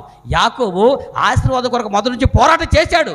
అతనికి జ్యేష్ఠత్వం కావాలనో, దేవుడి సన్నిధిలో ఆశీర్వాదం రావాలనో అతను పుట్టక ముందు నుంచే అన్న కాలు పట్టు లాగటం మొదలు పెట్టాడు. ఏమండి పుడుతూనే ఏసేపు కాలు పట్టుకున్నాడు. కాలు లాగటంలో మనడు వంది వేసి చెయ్య, ఆ కాలు అక్కడ పట్టు లాగాడు, వందకుండా పోయాడు, ఎట్టకుండా ముందుకు వచ్చాడు. ఆ తర్వాత వదిలిపెడతలా చిక్కుడుకాయలు కోరిచ్చి ఇస్తావా, జ్యేష్ఠత్వం ఇస్తావని అన్నాడు. ఇది చాలట్టుగా ఇలా పదే అతను వాళ్ళ అమ్మ ఐడియా ఇచ్చేది ఒకసారి వెళ్ళి మోసం చేయరా మీ నాన్నే అనుకుంటా. ఇలా మనుషుల యొక్క ఆలోచన ఎంతకాలము దేవుని ఆశీర్వాదం కొరకు తన తెలివితేటలో తన తల్లి ఇచ్చేటువంటి ఆలోచనలో అమలు చేశాడు. అవన్నీ కుదరదు. దేవుని సన్నిధిలో నీ సొంత తెలివితేటలు కాదు, నీ సొంత బల ప్రదర్శన కాదు, అవి పగలగొట్టబడాలి. ఎప్పుడైతే నీ ఆలోచనలు పగలగొట్టబడతాయో, నీ తెలివితేటలు పగలగొట్టబడతాయో, నీ సొంత బలం పగలగొట్టబడిద్దో నువ్వు దేవుడిపై ఆధారపడాలి. నేను మీకు చిన్న విషయాన్ని గుర్తు చేస్తానండి. మీకు గుర్తొస్తే మీరు చెప్పండి ఒకసారి, మీకు అర్థమయ్యేటట్టు. ఒకసారి మోషే ఇశ్రాయేలు జనాన్ని బయటికి తీసుకొస్తున్నాడు. ఏమండి ఐగుప్తు దేశం ఇశ్రాయేలు జనాన్ని బయటకు తీసుకొస్తున్నాడు. బయట తీసుకొచ్చి ఆ రోజు ఎర్ర సముద్రం అడ్డం వచ్చింది, అది చీల్చుకుంటూ బయటకు వచ్చారు. మారా బావి వచ్చింది, మధురంగా నీళ్లు మార్చబడ్డాయి. ఆ తర్వాత ఇశ్రాయేలుతో మొట్టమొదటి యుద్ధం చేసి ఎవరు చెప్పండి? ఇశ్రాయేలుతో మొట్టమొదటి యుద్ధం చేసి అరణ్యయాత్రలో మొదటి యుద్ధం చేసిన వాళ్ళు ఎవరు చెబితే చెప్పు, లేదా మైకాడ పెట్టి మర్యాద గుంటూరు ఇల్లు ఎక్స్ట్రా చేయబాక అనుకుంటున్నట్టున్నారుగా మనసులో. ఇశ్రాయేలుతో మొట్టమొదటి యుద్ధం చేసినటువంటి వాళ్ళు సరే ఇంటికి వెళ్ళిన తర్వాత ఖాళీ గుండి చదువుకొని నిర్గమాకాండం 17వ అధ్యాయంలో ఉంటుంది. వాళ్ళు మొట్టమొదట అమాలేకీలతో యుద్ధం చేశారు. ఎవరండి? అమాలేకులతో యుద్ధం చేశారు. ఇశ్రాయేలులు అమాలేకులతో యుద్ధం చేసినప్పుడు మీరు వెళ్ళిన తర్వాత చదువుకొని కాదంటే అయ్యగారికి ఫోన్ చేసి అవసరం రేపు ఇంటికి అయ్యాడా ఉంటాగా, రేపు నాకు చెబుతురు కానీ యుద్ధం చేసినప్పుడు అప్పుడు మోషే అన్నాడు, యెహోషువ నువ్వు వెళ్ళి యుద్ధం చేయి, నేను కొండ మీదకి వెళ్ళి చెప్పండి. మోషే అన్నాడు, అమాలేకులు యుద్ధం చేస్తున్నారు కదా, మీరు వెళ్ళి యుద్ధం చేయండి, నేను కొండ మీదకి వెళ్ళి ప్రార్థన చేస్తాను అన్నాడండి. ఇప్పుడు నేను మిమ్మల్ని ఒక మాట అడుగుతాను, మీరు ఏమనుకో నా సమాధానం చెప్పాలి. చెబుతారా? రెడీగా ఉండండి. యెహోషువనేమో యుద్ధానికి వెళ్ళమన్నాడు, మోషేనేమో ప్రార్థన చేస్తారన్నాడు. వీళ్ళిద్దరిలో యుద్ధం ఎవరికి వచ్చి చెప్పండి? ఆడు జరగమను. యెహోషువ మోషేలో యుద్ధం ఇద్దరు ఎవరికొచ్చు? మోషే ఐగుప్తుల సకల విద్యలను నేర్చుకున్నటువంటి వాడని రాష్ట్రంగా అపోస్తలుల కార్యముల గ్రంథములో 7:22 మాటలు ఎందును కార్యములు ఎందును ఐగుప్తుల సకల విద్యలను మోషే నేర్చుకున్నవాడు. అంటే యుద్ధము యెహోషువకు వచ్చా మోషేకు వచ్చా? అప్పుడు యుద్ధం ఎవరు చేయాలి? అప్పుడు యెహోషువ ఏమనాలి? ఒరే మోషేనయ్య, ఇన్ని 40 ఏళ్ళు యుద్ధం నేర్చుకున్నావు, నువ్వు వెళ్ళి యుద్ధం చెయ్యి, నేను వెళ్ళి ప్రార్థన చేస్తా. ప్రార్థన చేయడం స్తోత్రం అంటమేగా అనాలి. కానీ అక్కడ జరిగేటువంటి విషయంలో బలవంతుడైనటువంటి యుద్ధ నేర్పరేమో ప్రార్థనకి వెళ్ళాడు, యుద్ధమే చేయనటువంటి యెహోషువ కత్తి పట్టుకుని యుద్ధం చేశాడు. మ్యాటర్ అర్థమైందండి? అర్థం కాక నేను పిలిచాము, పిలిచి చెప్పిసావు తల్లిగా తండ్రి. మోషే యొక్క బలముతోనో దేవుడు గెలవదలుచుకోవాలా, మోషే అటువంటి న్యాయపణ్యంతోనో దేవుడు ఇశ్రాయేలుకి విజయం తెచ్చుకోవాలా. అతని బలము పగలగొట్టబడి తల్లిగా ఏ బలము చేత కానీ యుద్ధమే నేర్చుకున్నటువంటి వాళ్ళ చేత దేవుడు యుద్ధం చేపించి అమాలీకుని గెలిచేటట్టు చేశాడు. దేవుడి స్తోత్రం కలుగునుగాక. వారు ప్రార్థన ద్వారా మీరు అక్కడ రాశాడుది, మోషే ప్రార్థించినంతసేపు ఇశ్రాయేలు గెలిచారు, మోషే చేయించగానే ఇశ్రాయేలు ఓడిపోయారు. అంటే ప్రార్థన వల్లనే దేవుడు మనకు విజయాన్ని ఇస్తున్న సంగతి మనకు అర్థం అవ్వాలి. ఒక రోజున లోతు గారిని ఎత్తుకుపోయారండి. లోతు గారిని శత్రువులు వచ్చి లోతు గారిని, లోతు భార్య, వాళ్ళ పిల్లల్ని, ఆ యొక్క సొదొమ గొమొర్రా ప్రాంతం రాజుల్ని, వాళ్ళ సంపద అంతా ఎత్తుకుపోయారండి. అప్పుడు గబగబా ఒకడు వచ్చి అబ్రాహాముతో చెప్పాడు, అబ్రాహ్మణ ఇదిగో మీ తమ్ముడు ఉన్నాడు కదా, ఆయన మొత్తం ఎత్తుకుపోయారు, ఆస్తి అంతా ఎత్తుకుపోయారు అన్నారండి. అప్పుడు అబ్రాహాము గారు వాళ్ళ మీదకి యుద్ధానికి పోయాడు కదండి. ఎవరిని తీసుకుని వెళ్తాడు? ఆయన దగ్గర 300 మంది పైనోళ్ళు ఉన్నారంట, కాపర్లు. ఎవరు అంటే గోషి పెట్టుకుని, గోషి గొడవలు పెట్టుకుని, చక్కగా షీపురి కట్ట తీసుకుని, యాడు కట్ట తీసుకుని, ఉదయాన్ని గీతల కట్ట బాగు చేస్తారే, వాళ్ళు 318 మంది పిలిచారు. అబ్బాయ్ అన్నాడు. అరే అన్నయ్య పిలుస్తాడు రండి రా అని గోచాడు పెట్టి, అబ్రాహ్మణ్యా ఏంటని పిలిచేవి ఏంటనియా, బోళ్ళు పనులు ఉన్నాయి, మా గీతల కట్ట బోళ్ళు పనులు ఉన్నాయి, గాడిద కట్ట బోళ్ళు పనులు ఏంటనియా అన్నాడు. రే చేతులు ఏమండిరా, షీపురి కట్టలు ఉండి అవి పడాయండి. ఎందుకన్నా పని వద్దు, పని లేదా, సెలవా అన్నాడు. సెలవు కదా, ఏం కాదు, మనం యుద్ధానికి వెళ్తున్నాం అన్నాడు. ఎవడి మీదకి అన్నాడు. ఏమండి యుద్ధానికి వెళ్తున్నాం అన్నాడు.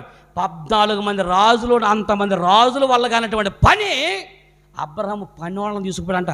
318 పన్నోళ్ళని తీసుకుని వెళ్ళి యుద్ధం చేసి రాజులు జయించి వచ్చాడు. దేవుడి స్తోత్రం కలుగునుగాక. అలాగా యుద్ధం ఏర్పడదు కాదండి, గోషిగుట్టలు పెట్టుకుని పని చేసే వాళ్ళతో దేవుడు పని యుద్ధం చేపించి యుద్ధంలో గెలిపించి సొదొమ రాజుల ఆస్తిని తిరిగి మరలా తీసుకుని వచ్చాడు. అంటే దీన్ని బట్టి ప్రార్థనకి ఎంత శక్తి ఉండదో తెలుసా అండి. మన తెలివితేటలతో ఉంటే మనం గెలవలేము.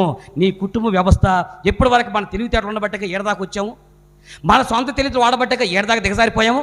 ఇక నీ తెలివితేటలు పక్కన పెట్టి నీ తెలివితేటలు పగలగొట్టబడాలి, నీ బలం పగలగొట్టబడాలి, నీ ఆలోచన పగలగొట్టబడాలి, నీ పాత మాటలు పగలగొట్టబడాలి. ఎప్పుడైతే నీ ఆలోచనలు, నీ మాటలు, నీ బలం పగలగొట్టబడిద్దో అప్పుడు దేవుడి ఆలోచన అమల్లోకి వస్తాయి. దేవుడి స్తోత్రం కలుగునుగాక. యాకోబు తొడగూడు మీద గుర్తుగానే తొడగూడు వసిలిపోయింది. ఇక అక్కడి నుంచి యాకోబు దేవుడి మీద సంపూర్ణముగా దేవుడి మీద ఆధారపడటమే నేర్చుకున్నాడు. కాబట్టి మీ రోజు ప్రతి ఒక్కరు కూడా దేవుడి సన్నిధిలో నువ్వు గొప్పగా గెలవాలంటే, దేవుని ఆశలో రావాలంటే మన తెలివితేటలను పక్కన పెట్టండి, దేవుని ఆలోచనకు అవకాశం ఇవ్వండి. నీ ఆలోచన పగలగొట్టండి, నీ మాటలు పగలగొట్టండి. నువ్వు నేర్పరవైనా, మాటలు ఎంత మాటకారివైనా ఈ మాటకారితనము దేవుడి సన్నిధిలో ఉపయోగం ఉండదు. కాబట్టి ప్రభా ఇంతవరకు నా ఆలోచన ఏం చేశాను ప్రభా, ఇంతవరకు సొంత బలంతో ఉపయోగించాను ప్రభా, కానీ ఈ రోజున ప్రార్థన బలంతో అయ్యా నా ఆలోచన పగలగొట్టి నీ ఆలోచన అమలు చేయమని సిద్ధపడండి. మన మాటలు, మన ఆలోచనలు, మన సొంత శక్తి, మన బలము అవి పగలగొట్టబడితే దేవుడు కార్యం చేయడానికి సిద్ధంగా ఉన్నాడు. నీకే నువ్వు చేసుకుంటా ఉంటే ఎన్ని సంవత్సరాలైనా ఎక్కడ వేసిన అక్కడే ఉంటుంది. దేవుడికి అప్పగిస్తే మీకు గుర్తుండే ఉంటుంది కదండి. ఏలా లోయలు యుద్ధానికి పోయారా? ఏలా లోయలో ఒకరోజు యుద్ధం జరుగుతూ ఉందండి. ఆ యుద్ధం జరిగేటప్పుడు గొల్లియాతు సవాల్ చేస్తున్నాడా, 40 దినాల బట్టి సవాల్ చేస్తున్నాడా. వాళ్ళ మధ్యలోకి ఎవరు వెళ్ళారండి? సంటి బొడ్డోడు వెళ్ళాడు. ఎవరు? దావీదు. అన్నా నేను కొడతానన్నా ఆయన అన్నాడు. మాకు జాత కాక నువ్వు వచ్చావయ్యా కొట్టడానికి అన్నాడు. అవునా? అప్పుడు యుద్ధం చేసినప్పుడు ఎలా చేశాడు చెప్పండి? గొల్లియాతుతో యుద్ధం చేయాల్సి వచ్చింది కదండి. ఎలా చేశాడండి? కత్తి, డాలు ఎన్ని తీసుకెళ్ళాడండి? ఒడిసెలతో ఎలా కొట్టాడండి? ఇలా యుద్ధము చెప్పండి. ఇప్పుడు ఆ మాట అనుకోండి, రాయిబెట్టి కొట్టవచ్చు కదండి. కానీ అక్కడ దావీదు పడిన మాట ఉందే, యుద్ధము యెహోవాది అని ఎలా పెట్టి కొట్టాడంటే ఆ యుద్ధములో ఇతను కొట్టిన రాయితో కదా పడింది. మీకు అందరికీ సాపేక్ష ధర్మం బాగా తెలుసు కదండి, గమన నియమాలు తెలుసు కదండి. సరే, ఇప్పుడు రాయి ఫోర్స్ వచ్చి ఇలా తగిలితే ఎలా పడతారు చెప్పండి? రాయి ఇలా తగిలింది అనుకోండి, ఫోర్స్గా ఇలా పెట్టి కొట్టారు అనుకోండి, ఎట్లా పడతారు? కొట్టి చూపించబాకండి, జస్ట్ ఊహి చెప్పండి. మరి గబగబ టెస్ట్ చేయడానికి పెద్ద రాళ్ళు ఎత్తుకొచ్చి నా మీద ఇస్తలేరు, ఎట్ట పడతావు చూద్దామని. ఇలా పెట్టి ఇలా కొడితే ఎలా పడండి? ఇలా తగిలితే ఇలా పడాలి. కానీ గొల్లియాతు ఎలా పడ్డాడు? రాయి ఇలా తగిలితే గొల్లియాతు ఇలా పడ్డాడు. ఎందుకని ఎలా పడి ఉంటాడు? ధర్మం తిరగరాసి పడిందా? ఎందుకంటే అతను పడింది దావీదు కొట్టినది కాదండి. దేవుడు చూస్తాడు, 40 రోజుల మట్టి చూస్తున్నాడు. ఒక్కడు నా కొరకు నుంచండ్రా, యుద్ధము ఎలా చేయాలి చూపిస్తాను అన్నాడండి. అప్పుడు వాళ్ళ మధ్యలోకి వచ్చి దావీదు యుద్ధము యెహోవాదని ఇలా రాయి ఇసిరితే రాయలు ఇలా తగిలింది. దేవుడు లాగి పెట్టి కొట్టుంటాడు. ఆయన లాగి పెట్టి ప్యాట్ కొట్టగానే దాబామని ముందుకు పడ్డాడు. అదొల్లి యుద్ధము దేవుడికి అప్పగించాడు కాబట్టి వాడు ముందు, ఈయన దావీదు ఇటు కొడితే వాడు ముందుకు పడ్డాడు. మీకు అర్థమైందా? అదే దావీదు బలంతో కొడితే ఆడికి రాళ్ళన్నీ పెట్టి కొడతా ఉంటే ఆడి పకోడీ మొక్కలా కనపడతాయి. భలేసే పకోడీ అనుకుని తింటూ ఉన్నాడు. అర్థం కదా? కాబట్టి వాడికి దేవుడు కొట్టిన దెబ్బగా పడతా ఉన్నాడు అనమాట. కాబట్టి మీ బలము, మన బలము, మన మాటలతో కాదు, అవన్నీ పగలగొట్టబడాలి. యాకోబు ఆ రాత్రి ప్రార్థనలో 3 విషయాలు చెప్పానండి. మొదట ఒంటరిగా చెప్పండి, ఒక్కడే మిగిలిపోయాడు, ప్రత్యేకించబడ్డాడు. రెండోది ప్రార్థనలో పోరాడాడు, కన్నీటితో దేవుడితో పోరాడాడు. మూడోది తన బలాన్ని పగలగొట్టబడ్డాడు. 4 విషయం చెప్తాను. ఆఖరి విషయము చదవండి, 27 వచ్చిన ఏం రాసిందో. ఆదికాండం 32వ అధ్యాయం 27వ వచనంలో ఏం రాసి చెప్పండి?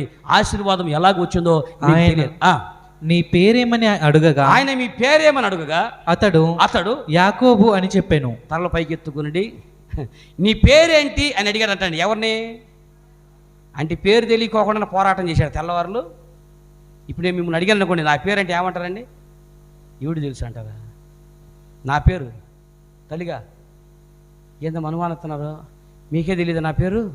వాణిలండి. యాకోబు అడటంలో తప్పులేదు. అయితే ఏమండి నీ పేరు ఏమిటని దేవుడు దేవుడికి యాకోబు పేరు తెలియకుండా వచ్చాడండి.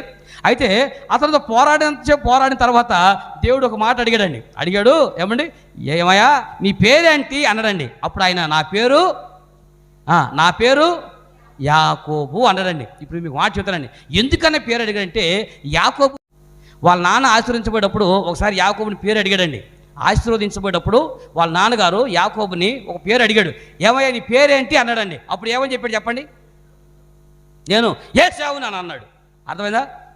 ఊరోళ్ళ పేరు వాడేయటం అలవాటు పడిపోయింది కదండి. అందుకని ఇప్పుడు ఆ తండ్రి అడిగినప్పుడు తను యాకోబు ఏసేపు పేరు చెప్పాడు.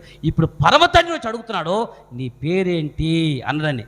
ఇప్పుడు కూడా ఆయన నేను ఏసావు అన్నాడైతే కథ అంతటితో అర్థమైందా? దేవుడిని అడుగుతున్నాడు. అనగా దేవుడు ఆశ్రయించబడేటప్పుడు నీకు చక్కని ఉదాహరణ చెప్తానని. ఈ సంవత్సర కాలం అంతా ఏం జరుగుతుందో నాకు తెలియదు, కానీ ఈ సంవత్సరం ఆఖరిలో కొత్త సంవత్సరం రాబోయేటప్పుడు దేవుడు నేను ఒక మాట అడగబోతున్నాడు. అదే తెలుసా? నీ పేరేంటి అని అడుగుతున్నాడండి. ఎంతమంది పేరు చెబుతారు చెప్పండి? మీలో ఎంతమంది దేవుడు ఇప్పుడు అడగగానే మీ పేరు చెబుతారని అడుగుతున్నా? ఏంటై మీరు చెప్పరా నాన్న తమ్ముడా? దేవుడు మీ పేరు అడుగుతున్నా అనుకుందాం. ఇప్పుడు మిమ్మల్ని అడుగుతున్నాము, మీ పేరేంటి అని అడుగుపోతున్నాడు దేవుడు. నేను పేరు చెబుతాను అన్నవాళ్ళు అంటున్నా. మీరు చెప్పరా పేరు? నా పేరు చెప్పకండి, మీ పేరు చెప్పండి. సరేనా? రైట్, థ్యాంక్ యూ, చాలా మంచి మాట చెప్పారండి. పేరు అడగటం అంటే ఏంటండి? నీ పేరేంటి? ఆదామా నువ్వెక్కడా అని అడిగాడండి. కయోన్ నీ తమ్ముడు ఎక్కడా అడిగాడు. ఈ అందరిని అడిగిన వాళ్ళలో ఒక్కడు తిన్నగా సమాధానం చెప్పలా. మీకు అర్థమైందా? ఒక్కడు తిన్నగా సరిగా సమాధానం చెప్పలా. అంటే దేవుడు నువ్వు దీవించబోవాలంటే, శాశ్వత ఆశీర్వాదంతో దేవుడిని దీవించాలంటే నువ్వు సరిగా నీ పేరు తిన్నగా చెప్పాలి. ఇప్పుడు మీరు అనాలి, పేరు తిన్నగా చెప్పక వంకర దగ్గర రవీంద్రబాబు అంటాను ఏమన్నా రవీంద్రబాబు అని అంటా కదా నా పేరు అయితే దీని నేను వంకర టెంకర చెప్తానండి. అక్కడ పేరు అంటే అర్థం ఏంటి తెలుసా అండి? మన ఒక మాట చెప్తాను. ఇప్పుడు పేరు అంటా కదా, పేరు అంటే అర్థం ఏంటి చెప్పండి? పేరు అంటే అర్థం ఏముంటుంది? పేరే పేరంటే నామము. పేరంటే నామము. నామం అంటే పేరంటే అంతే. దీనికి ఈ మాత్రం మాకు తెలియదా? అవునా? పేరంటే నామం, నామం అంటే పేరా, అలాగ అర్థమైంది. సరేలే. నిర్గమకాండము 34వ అధ్యాయం. మీరేం పోరాడతారు కానీ నామం అంటే అర్థం ఏంటో, పేరు అంటే అర్థం ఏంటో ఒక మాట మీరు చదివిరండి ఒకసారి.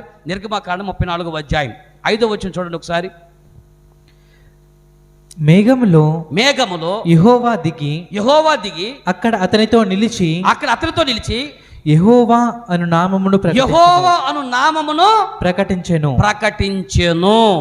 యెహోవాను తన నామమును ప్రకటించెను అన్నాడు. ఏమని ప్రకటించాడు చెప్పండి? ఏమని ప్రకటించాడు నాన్న?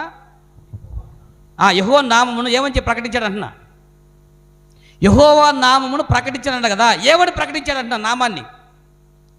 ఏమి లేదు తర్వాత నాయన. అతని ఎదుట యెహోవా అతన్ని దాటి వెళ్ళుచు యెహోవా కనికరము దయ దీర్ఘశాంతము విస్తారమైన కృప సత్యములు గల దేవుడైన యెహోవా. విస్తారమైన కనికరము కలిగిన దేవుడైన యెహోవా. ఇప్పుడు మీ తలలో పైకి ఎత్తుకొని దేవుడు తన నామాన్ని ప్రకటిస్తానని చెప్పాడు కదండి. నామాన్ని ప్రకటిస్తానని ఏం చెప్పాడు చెప్పండి? నీ నామం ఏంటని అడిగాడు ఆయన. నీ పేరేంటని అడిగాడు. అప్పుడు దేవుడు యెహోవా తన నామమును ప్రకటించాడు అన్నాడు. నామాన్ని ప్రకటించబెట్టండి. మామూలుగా ఏం చెప్పాలి? నేను యెహోవా అని అనాలి, అంతే కదండి. కానీ దేవుడు అలా చెప్పాడా? నేను యెహోవాని చెప్పాడా? యెహోవాను తన నామమును ప్రకటించిన చెప్పి ఆయన దీర్ఘశాంతము కృపాకరగ్రము దయకరైనటువంటి దేవుడని యెహోవా అని చెప్పాడు కదండి. అంటే పేరు అని చెప్పి ఏం చెప్పాడు? స్వభావాన్ని చెప్పాడు. అది సంగతి. అక్కడ దేవుడు తన పేరు ప్రకటిస్తానని చెప్పి పేరు అని చెప్పి తన స్వభావాన్ని చెప్పాడు. నామము అనగా స్వభావము. చెప్పండి. ఇప్పుడు మీరు కాబట్టి మీకు చిన్న విషయం చెప్తా. మీరు ఎవరి పేరుని తలుచుకోండి. ఇప్పుడు మీకు ఒక చిన్న ఛాన్స్ ఇస్తున్నా. మీకు తెలిసినటువంటి వాళ్ళు ఒకళ్ళ పేరు మీరు తలుచుకోండి. మధ్యలో తలుచుకున్నారా లేదా? ఛాన్స్ ఇచ్చా మీకు. మీరు ఒక పేరు తలుచుకోండి. వాళ్ళ పేరు తలుచుకోవాలి. మీకు ఏం గుర్తొచ్చింది చెప్పండి? ఒకళ్ళ పేరు తలుచుకోగానే మీరు ఎవరో మీకు తెలిసిన పేరు తలుచుకున్నారు. వాళ్ళ పేరు తలుచుకోవాలి. మీకు ఏం గుర్తొచ్చింది లోపల అంటున్నా? ఏం గుర్తు రాలేదా? నేను చెప్పనా? సరే నేను చెప్తానండి. నేను కనుక ఒక పేరు తలుచుకుంటే ఆ వ్యక్తి ఎవరినైతే నేను తలుచుకున్నానో ఆయన స్వభావం గుర్తొస్తుంది. మీరు కాబట్టి మీరు ఎవరైనా పేరు తలుచుకోండి. మీరు ఎవరి పేరు తలుచుకున్నా ముందు వాళ్ళ గుణగణాలు గుర్తొస్తాయి. ఆ పేరు అనగానే వాళ్ళ స్వభావం గుర్తొస్తూ ఉంటుంది. అర్థమైందా మీకండి? మీరు ఏ పేరుని చదవండి. అందుకని యెహోవాను తన నామమును అంటే నామమును ప్రకటించడం అంటే తన స్వభావాన్ని చెప్పటం, తన గుణాన్ని చెప్పటం. యెహోవా దీర్ఘశాంతము రోషమైన దేవుడు, దయగలిగినటువంటి దేవుడని తన నామమును ప్రకటించను అని అన్నాడండి. దేవుని చిత్తమైతే ఈ నామమును గురించి అనేక విషయాలు మరొక సందర్భంలో మీకు చెప్తాను. కానీ ఎప్పటి వరకు నామమును ప్రకటించడం అనగా స్వభావం చెప్పడం అన్నాడు. ఇప్పుడు దేవుడు అతను ఏమడిగాడు? నీ పేరేంటి అన్నాడు. అలాగే నీ స్వభావం ఏంటని అడిగాడు. అప్పుడు ఆయన అన్నాడు, నేను మోసగాడిని. అర్థమైందండి? ఇప్పుడు దేవుడు ఆశీర్వదించాలంటే ముందు నీ స్వభావాన్ని ఒప్పుకోవాలి. నువ్వు ఏదైతే నీ స్వభావం ఉందో ఆ స్వభావాన్ని దేవుని ఎదుట ఒప్పుకోవాలి. ఎప్పుడైతే నీ స్వభావం దేవుని ఎదుట ఒప్పుకుంటావో దేవుడిని ఆశీర్వదించబోతున్నాడు. దేవుడి స్తోత్రం కలుగును గాక.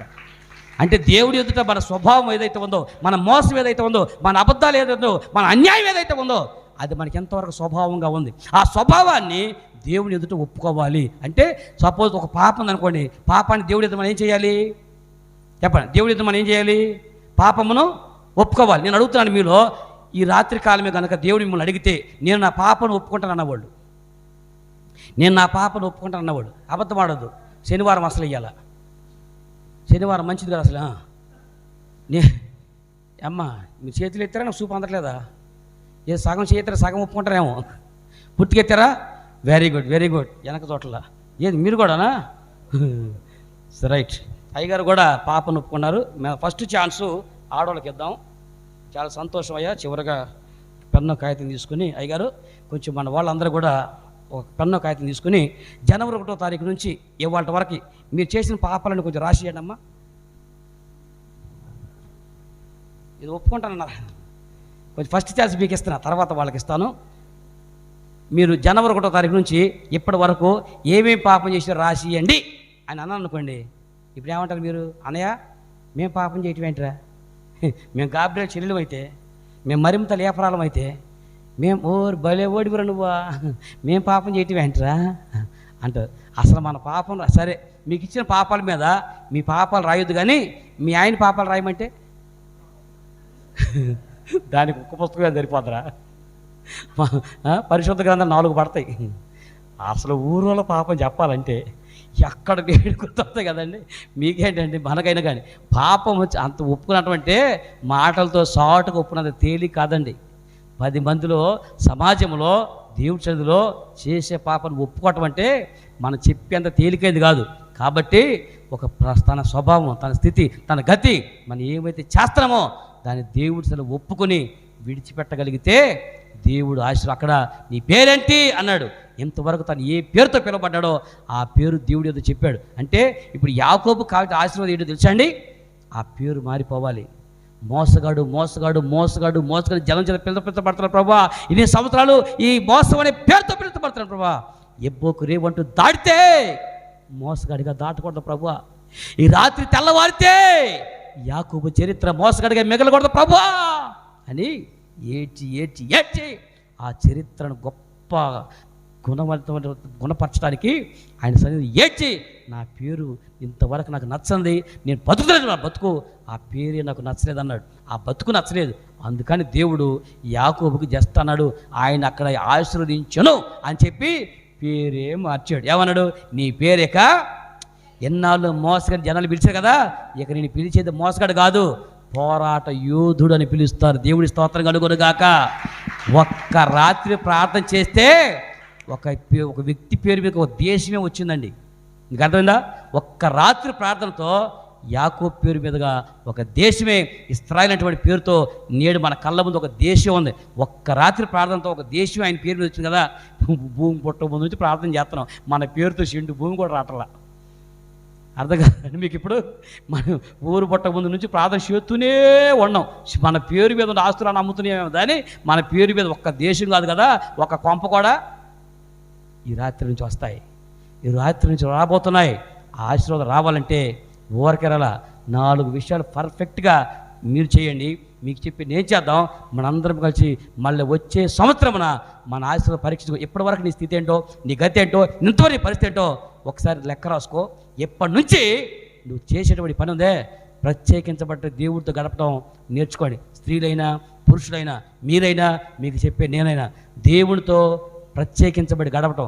రెండోది ఆ ప్రార్థనలో కన్నీటితో పోరాటం చేయటం, కన్నీటితో ప్రార్థన చేయటం. మూడవది మన ఆలోచనలను పగలగొట్టుకొని ఇప్పటి వరకు గత సంవత్సరంలో 2024 సంవత్సరం వరకు మన సొంత ఆలోచనలతో ఎంతవరకు ప్రార్థన చేసేవేమో, కానీ రాత్రి నుంచి ఎప్పటి నుంచి ప్రభా నా మాటలో నా బలము నా ఆలోచన కాదు నాయనా, నీ మాటలు నీ ఆలోచన నీ లేఖనాల్లో నుంచి ఏవైతే ఎలాగో ప్రార్థన ఉందో అలాంటి ఆలోచనలతోనే ప్రార్థన చేయండి. 4వది మన ఉండ స్థితి ఏదైతే ఉందో ఆ స్వభావం దేవుని యొద్ద పరిపూర్ణంగా ఒప్పుకొని దాన్ని విడిచిపెట్టండి. ఆ ఆశీర్వాదము దేవుడు ఎలా ఇవ్వడో చూడండి. యెహోవా ఒక్కసారి ఆశీర్వదిస్తే ఆ ఐశ్వర్యము శాశ్వత కాలం నిలిచిపోతుంది. దేవుడి స్తోత్రం కలుగును గాక. మీ పిల్లల తరతరాలు ఆశీర్వాదం నిలిచిపోవాలంటే యెహోవా ఆశీర్వాదము ఈ రోజున ఇలాగున యాకోబుకు వచ్చింది. ఆ యాకోబు ఆశీర్వాదము శాశ్వత కాలం నిలబడింది. అది ఒక్కరోజుతో 2 రోజులతో పోయేది కాదు. భూమి ఉన్నంత వరకు యాకోబు సంతానం ఆశీర్వాదం వారి కుటుంబం నిలిచి ఉంది.